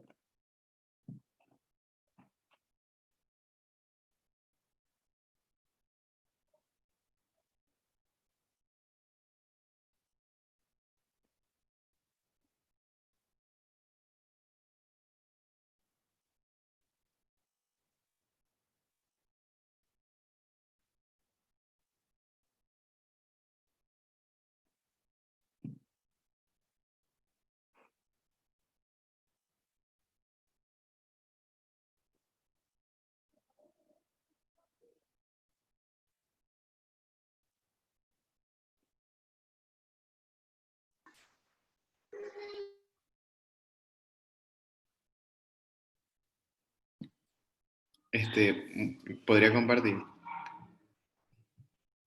Sí. Bueno, se presenta el caso de un hombre de 67 años. Tiene de base una enfermedad que es el vitiligo, que es una enfermedad autoinmune. Y bueno, siempre como paradigma, toda enfermedad autoinmune, siempre hay que buscar otra enfermedad autoinmune. Entonces, se presenta el caso de un hombre que tiene signos de anemia y tiene criterios de hemólisis por la LDH que está aumentada, las bilirrubinas que están aumentadas, aunque creería que se podría elevar un poco más la bilirrubina indirecta.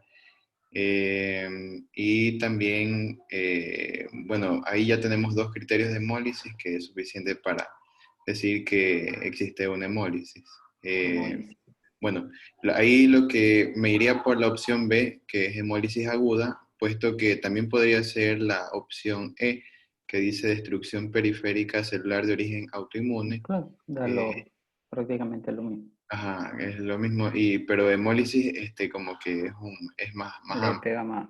Más amplia, sí. Tendría que hacer el test de Coombs y lo que sí sería importante es hacer un frotis de sangre periférica porque está pancitopénico y muy Perfecto. probablemente necesite ver los reticulocitos. Si los reticulocitos están bajos, sé que es una anemia A regenerativa y tendría que ir a hacer la PAM, la punción de aspiración. Pero ahí cambiaría su diagnóstico. Bueno, por Porque ahí ya no ahora, daría por una hemólisis. Lo bueno, que usted me está diciendo está bien, pero ahí yo le digo, se queda con hemólisis, porque yo no me quedaría con sí, sí, hemólisis sí, bajo el no. criterio que usted me está diciendo. Bueno, primero, claro, yo lo englobaría en hemólisis porque tiene criterios, pero yo creo que sí debería ser investigado un poco más. Igual haría el frotis de sangre periférica, podría encontrar blastos en sangre, y, y hacer los otros índices reticulocitarios para ver sobre todo reticulocitos. Si los reticulocitos están aumentados, bueno, la causa principal de la anemia es la hemorragia. Si están bajos, yo lo englobo en el marco de una anemia A regenerativa y haría la PAM. Perfecto. ¿Alguien más que desee intervenir? ¿Alguien de las doctoras del grupo? Lord Reyes o Cáceres. Hola, doctora Paredes, que tenemos el gusto de contar con usted, doctora posgradista de oncohematología.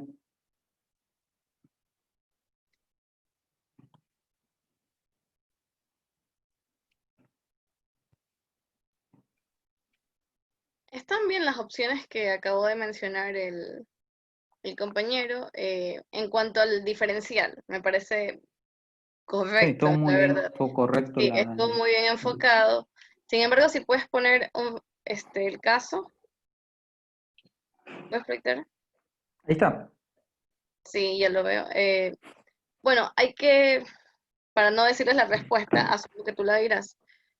eh, Hay que recordar, bueno, la edad, evaluar el contexto clínico del paciente, así como habíamos visto en el anterior, que era un paciente de 64 años, que ya era un cuadro de 2 meses. Recordar en qué tipo de pacientes, bueno, se presentan las enfermedades autoinmunes, y es verdad, también hay superposición de las mismas. Yo diría, para darles una pista y poder contestar, recordar a qué enfermedades se asocia el vitiligo, por ejemplo, y realmente si este cuadro es compatible con una hemólisis, veamos la palabra aguda, porque también tiene varios meses de evolución Exacto. según Tiene varios, ese es lo el caso primero. clínico. Ya, Entonces, es aparte como que para también, poder ayudarlos.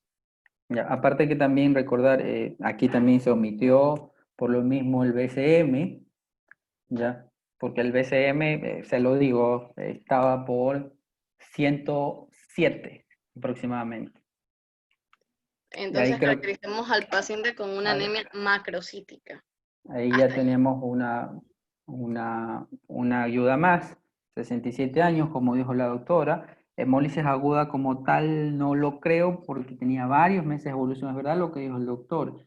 Tenía una LH de 6.000, una indirecta de 2.1. Da también para pensar en hemólisis y no en una hemólisis aguda, sino en una hemólisis crónica, podemos decir, pero presenta una enfermedad asociada autoinmune, generalmente como dijo el doctor, es vitiligo. En este caso, pues, ¿cuál es el mecanismo en sí de producción? La respuesta es la de un defecto en la maduración nuclear. ¿Por qué en la maduración nuclear? Está pancitopénico el paciente. ¿Ya? Entonces, tiene afectado las tres líneas. Está leucopénico, está anémico y está plaquetopénico. Bueno, para continuar, lo que indicó el doctor también es correcto. Recuerden, todo paciente con anemia debería ser una obligación de hacérsele un frotis de sangre periférica. Bueno, mucho más si estamos en un hospital de tercer nivel, obviamente que en los tales y en atención primaria es un poco difícil hacerlo, pero por ejemplo aquí tenemos un frote de sangre periférica realizado al paciente y en la cual vamos a encontrar las características que antes dijo la doctora. ¿Ya? Lo primero que llama la atención es esto aquí. Ya, un neutrófilo hipersegmentado. Generalmente debe tener, como es la doctora, 4 ya, lóbulos y tenemos aproximadamente 6. Ya, aparte que hay una anisocitosis, diferentes características de los glóbulos rojos, hay megalocitos, ya. Y esto es en una paciente con una anemia no tan severa. Este es un paciente con una anemia severa, porque se da la diferencia la cantidad de glóbulos rojos que están en la muestra, podemos decir, en el frotis. ¿Ya? Ahora, ¿cuál de las siguientes características le haría pensar específicamente en una anemia megaloblástica por deficiencia de vitamina B12? Del tipo anemia perniciosa y no en una anemia por deficiencia de ácido fólico. Recordar que les dije, tiene un BCM de 107. Entonces, ¿qué les haría pensar? ¿Ya? El volumen globular elevado estaba. Generalmente es de todas las macrocíticas. ¿Ya? Síntomas gastrointestinales tenía el paciente. Trombocitopenia tenía el paciente. Vitiligo tiene el paciente o neutropenia. ¿Cuál de esas características le haría pensar en una anemia megaloblástica? Y no en una deficiencia por ácido fólico. Una anemia megaloblástico por deficiencia de vitamina B2 y no en una anemia por ácido fólico.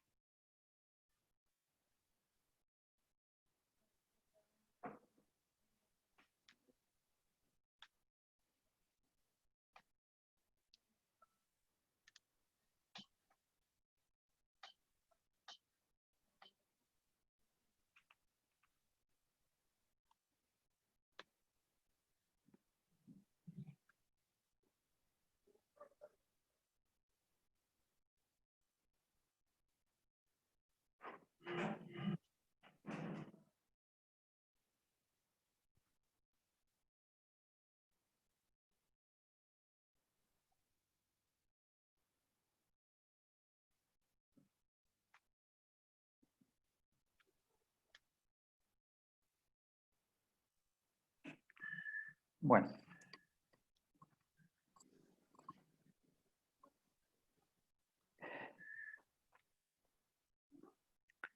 Generalmente la respuesta aquí sería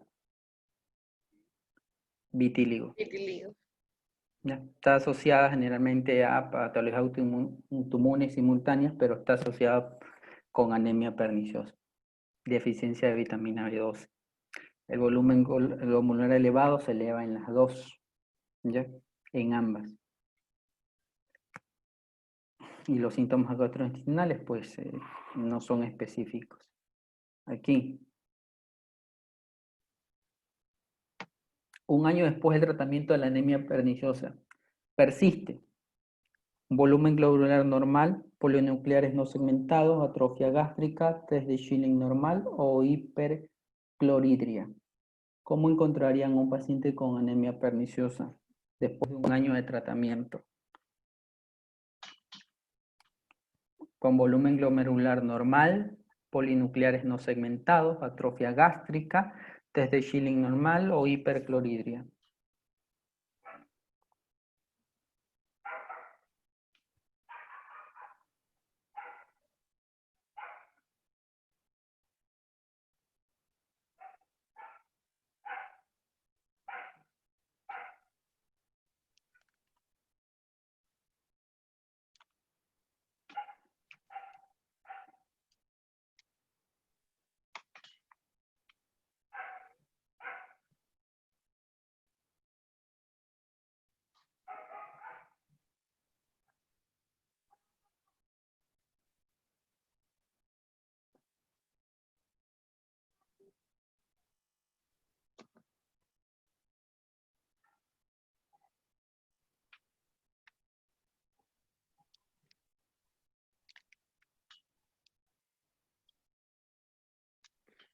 Yo creo que puedes decir la respuesta nomás.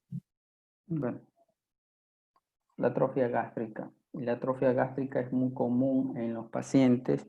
Podemos decir, aquí no hay hiperclorhidria, hay hipoclorhidria acá, y el test de Schilling no va a estar normal al año de tratamiento porque no lo va a suplir lo que es la vitamina B12, porque el test de Schilling es un test diagnóstico para esto.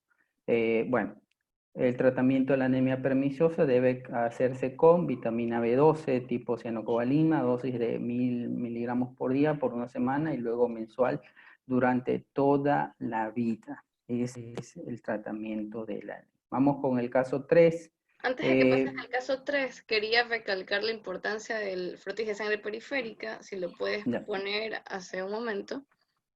Ya. Realmente agradecemos al Servicio de Hematología del Hospital Luis Bernaza por proveernos de los frotis de sangre Un periférica, momento. que son pacientes que hemos visto en la emergencia. Estos gráficos de anemia megaloblástica, bueno, el del lado derecho, que estoy frente a la pantalla, vemos que tiene menos celularidad, como el doctor Víctor está mostrando. Este es un paciente que llegó casi con las mismas características del caso clínico, sin embargo no tenía el antecedente vitíligo. Entonces, con pancitopenia, realmente nosotros pensamos quizás una enfermedad neoplásica, realmente lo teníamos en la cabeza. Sin embargo, al hacer el frotis de sangre periférica y ver esta característica de los neutrófilos hipersegmentados y los mascrocitos ovales, pues nos orientó al diagnóstico de vitamina B12. Lo pedimos y efectivamente estaba disminuido. Y lo que hizo fue reponerle. De ahí, además de eso, el paciente llegó en muy mal estado general. Y bueno, ya las otras partes se compensaron después. Pero, o sea, es una ayuda diagnóstica realmente el frotis. Si uno no lo puede hacer, habría que pedírselo al servicio de hematología y poder contarlo con ellos, porque realmente en los algoritmos vemos que el frotis nos aparta de ciertos diagnósticos que podrían llevar a una elevada mortalidad, por ejemplo, la trombocitopénica trombótica, que tiene esquistocitos. Entonces, siempre tenerlo en cuenta.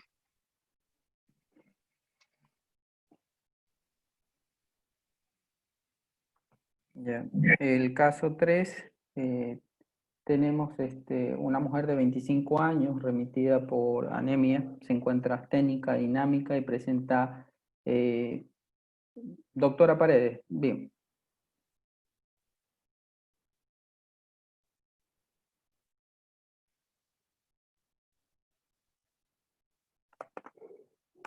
Doctora Paredes, ¿puedo hablar? Ah, ya. Como vi que alzó la mano. Bueno, un momento.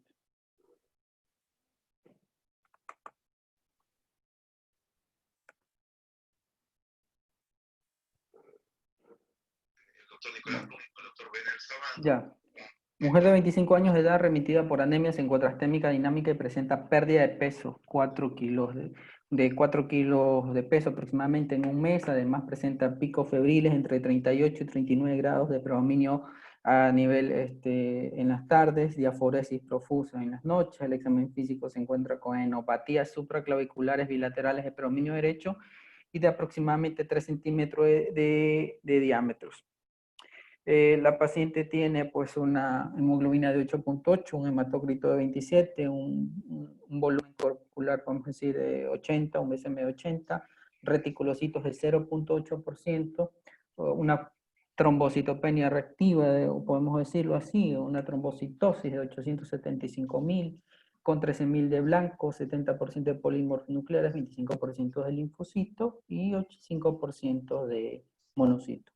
Un volumen de eritrocementación de 87 milímetros de mercurio y una LDH de 856. Ya, mami, tranquila. Ay, no, es que no me preocupo que usted se lo acepta. Tranquila.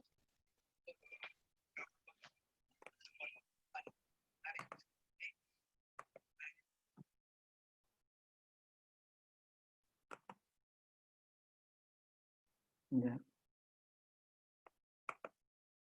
De momento, pues tenemos que la anemia de tipo inflamatorio crónico se caracteriza por A, una anemia de tipo central o que tenga ferritina elevada, una diseritropoiesis medular, ausencia de reticulocitos o una hemoglobina inferior a 8 gramos por decilitro.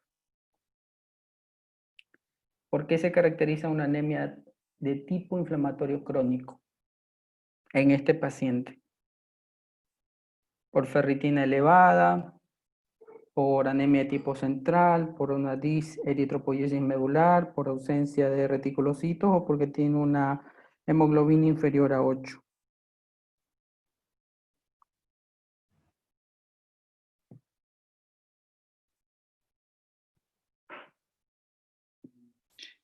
Pienso que sería la opción B. Como la doctora explicó, la ferritina es un reactante de fase aguda, entonces en este tipo de casos se puede elevar. En las anemias de tipo crónico también está aumentada la actividad de la hepcidina, que no permite captar el hierro al interior de las células, por eso los depósitos están normales. Entonces, estas pacientes tienen ferritina normal y aparte que si es inflamatoria puede estar elevada la ferritina.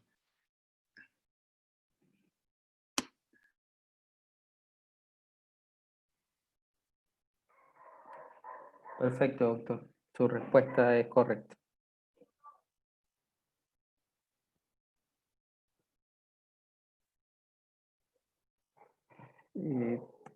Perdón. Tenemos que, generalmente la ferritina va a estar elevada porque como es una anemia de tipo inflamatoria, tipo crónico, va a estar aumentado lo que es generalmente el almacenamiento de hierro a nivel de lo que es todo lo que es el sistema retículo endotelial y sobre todo secundarios a qué? A citoquinas proinflamatorias, principalmente interleuquina 1 y factor de necrosis tumoral. Como causa posible de la anemia inflamatoria en este paciente tenemos A, enfermedad de Hodgkin, leucemia mieloide crónica en fase crónica, una salpingitis crónica, lupus eritematoso sistémico o una mononucleosis infecciosa. Recordar, la paciente tenía 25 años, había perdido peso, fiebre de 38 a 39, sobre todo en las noches tenía adenomigalias supraclaviculares de 3 centímetros. ¿Cuál de esos diagnósticos creen ustedes que es posible?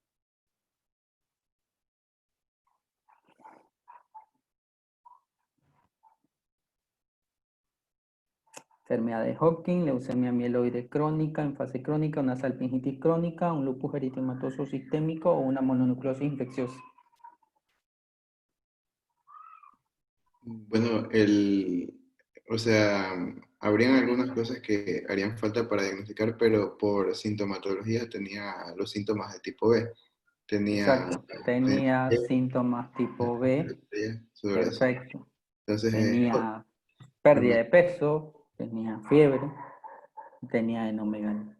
Enfermedad de Hodgkin es lo más característico por la localización. Ahora, esto pasamos rápido porque esto, bueno, la doctora lastimosamente Paredes no podía ayudar en esto. El tratamiento de la anemia para este paciente, suplencia con hierro no creo que necesite, vitamina B12 y ácido fólico tampoco, corticoides alta dosis tampoco y transfusión de glóbulos rojos leucorreducidos tampoco. El tratamiento en este paciente va a ser quimioterapia, definitivamente, para tratar la enfermedad.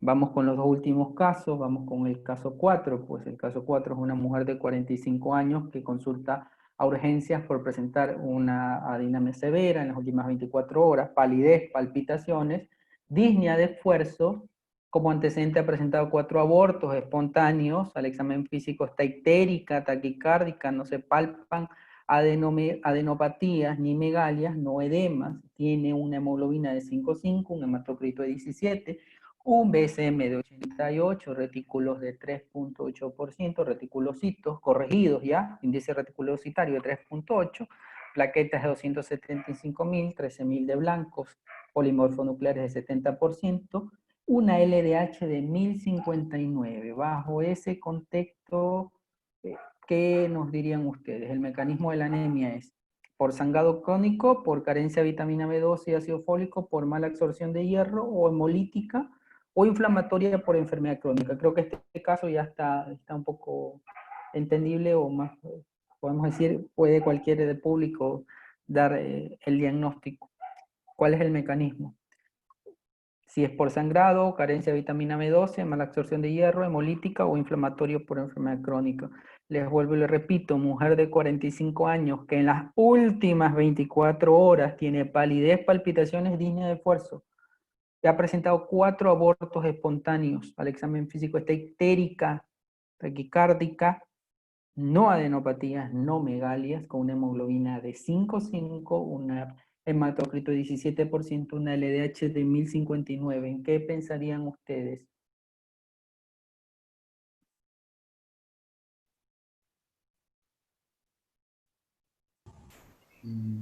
Buenas noches. Aquí el Bueno, caso está bastante claro. Primeramente por la evolución del paciente. Es un cuadro de apenas 24 horas. Se trata de algo exacto, agudo, primeramente. exacto. Viendo los exámenes de laboratorio, tenemos unos datos que nos hacen pensar en hemólisis, recalcando la LDH que está bastante alta, la hemoglobina disminuida en 5,5, una anemia severa, y los reticulocitos elevados nos podrían hacer pensar en que la anemia es de trastorno hemolítico. Algo más que agregar en este caso es que es una paciente con antecedentes de 4 abortos espontáneos. Lo primero que se nos vendría en la mente es algo inmunológico. En este caso podríamos pensar en un síndrome antifosfolipídico, así que podría hasta tratarse de una anemia hemolítica autoinmune. Perfecto, doctora, muy buena su acotación. Paciente 45 años con antecedentes de aborto, nos hace pensar en que podríamos estar ante un cuadro de un síndrome antifosfolipídico, podríamos, ¿no es cierto? Porque hay que descartarlo, pero se presenta de manera aguda, en 24 horas, pues se presenta taquicárdica, ya con palidez, ya está ictérica, está con una LH en 1059, está con reticulocitos de 3,58, una hemoglobina de 5,5. Lo más probable es que la paciente esté cursando con un cuadro hemolítico. Ya. Ahora, el estudio biológico de la hemólisis no requiere. ¿Cuál de los siguientes no requiere? Deshidrogenasa láctica, bilirrubina diferenciada, prótesis de sangre periférica, actoglobina o test de Kuhn indirecto. ¿Quién puede responder esa pregunta? Está fácil, están prácticamente 4 de los 5 criterios de hemólisis, ahí faltaría reticulocitos, podríamos decir, y como ya hemos recalcado, el prótesis de sangre periférica es indispensable. ¿Quién me podría decir cuál es la respuesta de eso? ¿Cuál de los siguientes estudios biológicos de la hemólisis no requieren ni deshidrogenasa láctica, ni bilirrubinemia diferenciada, ni prótesis de sangre periférica, o actoglobina, o test de Kuhn indirecto? Esto es muy importante para los médicos de atención y función hospitalaria cuando atienden a un paciente con hemólisis, con un cuadro de, podemos decir, una hemolítica. Tienen que recordar los 5 criterios de hemólisis y cuándo pedirlo. Muchas veces en pacientes con hemoglobinas normales piden criterios de hemólisis o algo por el estilo. Entonces, esto es importante que lo recuerden. O sea, pienso que allí la respuesta que no requiere es el AE, test de Combs indirecto, porque sería Perfecto. test de Combs directo, porque es la prueba de antiglobulina Exacto. directa. Entonces, Exacto, porque es lo que vas a encontrar a nivel del glóbulo rojo, autoanticuerpos presentes. El indirecto va a salir positivo ¿en quién, doctor? este, Porque a mí yo le pido y me sale positivo, un ejemplo, y me voy a confundir. ¿Ya?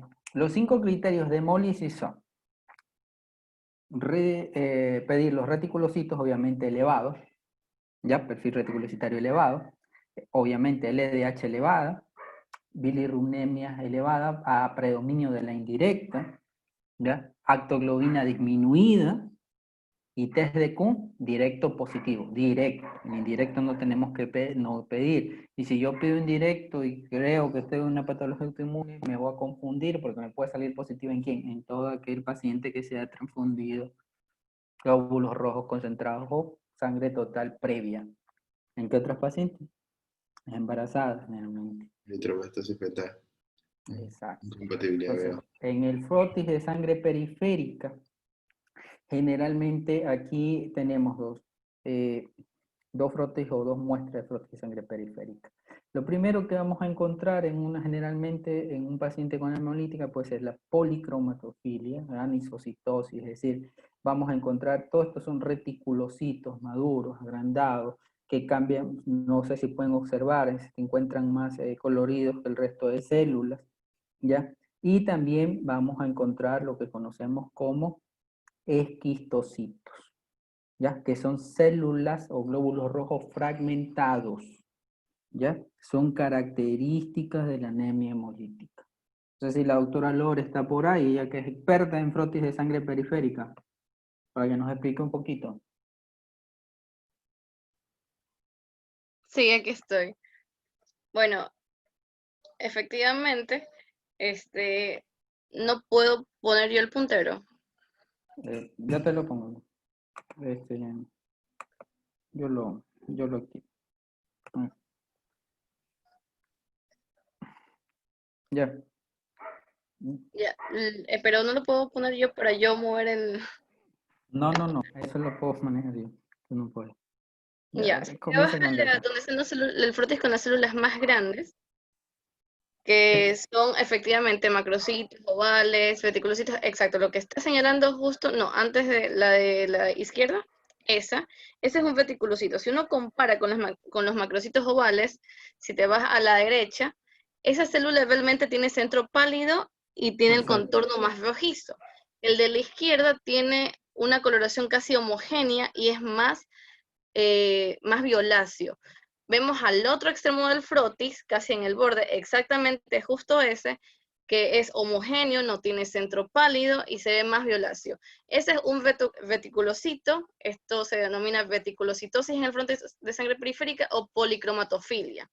Entonces, cuando tenemos esto es porque, bueno, la respuesta de la médula ósea es buena, está respondiendo ante la enfermedad que tenga, y ya hemos visto cómo lo podemos comparar con los macrocitos ovales, porque los otros sí tienen, los macrocitos ovales sí tienen centro pálido porque son eritrocitos, solo que están deformes, no son unos hematíes maduros normales, sino que tienen su alteración porque están saliendo, digamos que antes que se forme el hematíe maduro normal. Bueno, y en el otro... Y recordar que aproximadamente al quinto día recién comienza a perder la coloración el reticulocito aproximadamente. Y eso quiere decir que hay fórmulas inmaduras aceleradas en el torrente sanguíneo. Claro, como ya lo mencioné en la charla, de 1 a 2 días, el reticulocito en sangre periférica se transforma a hematíe maduro.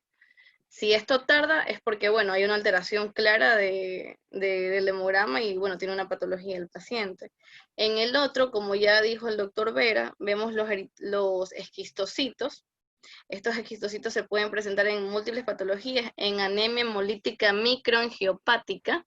Debemos tener a la cabeza PTT, púrpura trombocitopénica trombótica, porque es una enfermedad con elevadísima tasa de mortalidad que hemos tenido, digamos que con cierta frecuencia en la emergencia, porque la hemos visto, quizás una al mes he visto por lo menos en el servicio de hematología.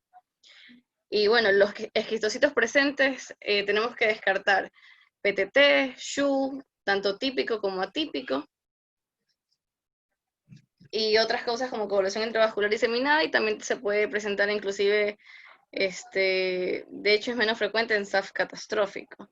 Es menos frecuente, pero quizás puede darse, no en la misma Pero sí cantidad puede que estar una presente. PTT, pero puede estar presente, es verdad, puede estar presente, pero en PTT es mucho más característico en gran cantidad.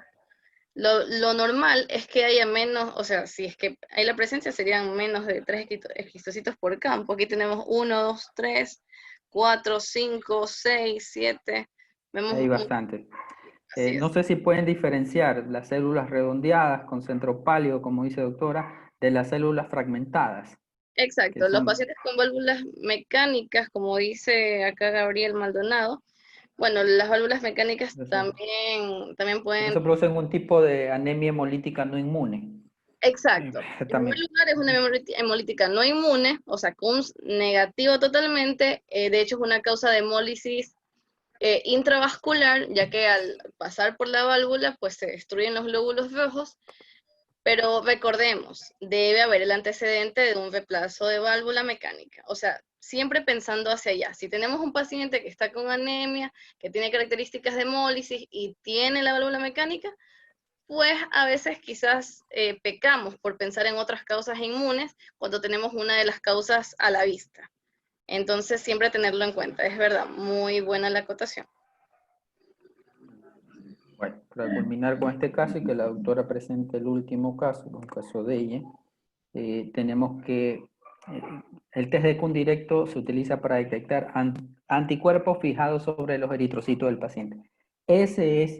Para eso sirve el test de Kuhn, para encontrar anticuerpos fijados en el eritrocito, que generalmente pueden ser por inmunoglobulina IgG, IgM más IgG, y esto los diferencia en anticuerpos calientes, anticuerpos fríos, que eso ya es otro tipo de explicación y que la doctora me parece lo mencionó durante su charla. Así Y es. son comunes en el lupus eritematoso. Y el tratamiento inicial de la anemia hemolítica de este paciente es, yo creo que esta respuesta la pueden contestar cualquiera, o cuál creen que es, una inmunoglobulina polivalente, plasmaféresis, corticoides, antiagregantes plaquetarios o corticoides y antiagregantes plaquetarios. ¿Quién puede decir esa respuesta para ya culminar con el último caso del autor y culminamos la charla?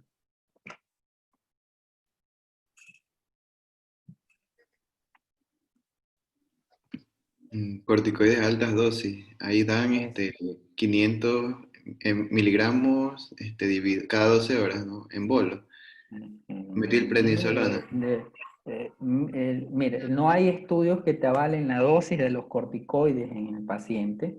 Puedes dar 1 gramo 500, 250. Depende el estado clínico del paciente y depende, obviamente, si la agresividad de la hemólisis y también el peso del paciente. Por ejemplo, antiguamente o se utiliza, si mi paciente pesa más de 60 kilos, utilizo 1 gramo. Si pesa menos de 60 kilos, utilizo 500 miligramos de metilprednisolona. Si mi paciente pesa menos de 40 kilos, utilizo 250 miligramos. Y así, es dependiendo él. Y mucho más si yo tengo pacientes ya que los estoy estudiando para inmunidad y sobre todo pido complemento y me sale un C4 totalmente disminuido, un C3 disminuido, anti-DNA positivo, un anaporite positivo, y ese paciente está en actividad lúpica, un ejemplo te estoy dando, ¿ya? Ese paciente yo tengo que ser un poquito más agresivo con la dosis corticoide, pero generalmente es 500 día, 500 miligramos de metilprednisolona, máximo he visto que ponen 1 gramo día, no he visto más, por 3 días, porque son bolos de 3 días, y dependiendo la reacción del paciente, si mejora o no mejora, lo pasamos a corticoide oral, la dosis de 1 miligramo por kilo peso. Entonces, lo correcto es altas dosis corticoides. Si mi paciente no mejora a pesar del corticoide, que es altas dosis, ahí yo tengo otras alternativas dependiendo de la patología y una de esas alternativas son las inmunoglobulinas en pacientes con anemias hemolíticas de tipo refractario. Doctora Lor, para que presente su caso, el último. Bueno, este caso es súper rápido. Ya creo que estamos pasando casi las 2 horas. Ya han de estar cansados. Bueno, Sí, este es un aproximadamente. paciente este es un caso que lo saqué de la Sociedad Americana de Hematología en su página web. Es un paciente masculino de 42 años de edad, viene por ictericia y edema generalizado, anasarca, y tiene antecedentes patológicos personales de cirrosis alcohólica y hace 4 meses diagnosticados. Bueno, tenemos acá el hemograma del ingreso. La hemoglobina tiene 8.8, un volumen corpuscular medio de 100, plaquetopenia en 119.000, reticulocitos un 5%, vitamina B12 mayor a 1.500. Vemos acá los rangos de referencias de 225 a 914, Folatos 12.4, el rango es hasta 5.9, ferritina 955, rango hasta 350, función renal normal, BUN normal, hiperbilirubinemia a expensas de la bilirrubina directa, el INR prolongado, fibrinógeno 69, aptolobina menor a 30 y CUMS negativo.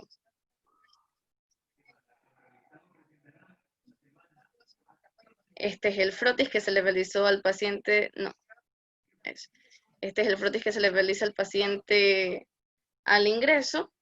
Vemos este tipo de celularidad que tiene espículas alrededor del eritrocito, en la membrana eritrocitaria. Vemos bastantes de este tipo. ¿Cómo se llamaban este tipo? Eran acantocitos. Acantocitos lo mencioné en la charla.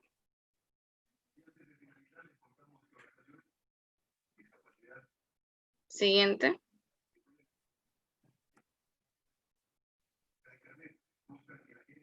Bueno, veo que no has puesto las opciones para la pregunta, pero este es el frotis que se le hizo 3 meses después del tratamiento. Vemos que los eritrocitos ya tienen un centro pálido, morfología normal, tamaño normal, forma normal. Ya no vemos expresión de esos acantocitos que veíamos en el anterior. Entonces, no les voy a hacer la pregunta, sino que más bien, ¿cuál creen que fue cuál fue la razón por la cual se presentaron este tipo de células en el frotis de sangre periférica? Los acantocitos están dados por la alteración de la membrana celular del eritrocito, dado que la hepatopatía crónica pues tiene también trastorno de lípidos, y si recordamos, la membrana del eritrocito y de todas las células tiene fosfolípidos. Entonces eso hace que sea anormal la membrana y se formen los acantocitos. Entonces, después de recibir el tratamiento, este paciente vemos que ya tiene un frotis con morfología normal. ¿Cuál fue el tratamiento que recibió este paciente? Si bien recordamos que es un paciente con hepatopatía crónica, vemos en el hemograma que tiene anemia, trombocitopenia, tiempo prolongado, función renal normal. Los parámetros de hierro estaban normales, ferritina, B12, ácido fólico, y por supuesto tiene el CUMS directo. Asociamos estos cambios hematológicos a la hepatopatía crónica que él ya tenía. ¿Cuál fue el tratamiento que recibió? Pues el trasplante hepático. Entonces vemos que con el trasplante hepático, que prácticamente fue la resolución de su patología, vemos que automáticamente ya la morfología de los eritrocitos, después de 120 días, que es su ciclo de vida, vemos el cambio. Bueno, este es el último caso de este taller. Bueno, si tienen alguna pregunta, algo que realizar, para, o si no, culminar con las charlas del día de hoy, les agradecemos su atención. Muchísimas gracias por la invitación, Grupo MEDIC. Fue un gusto haberlos acompañado hoy.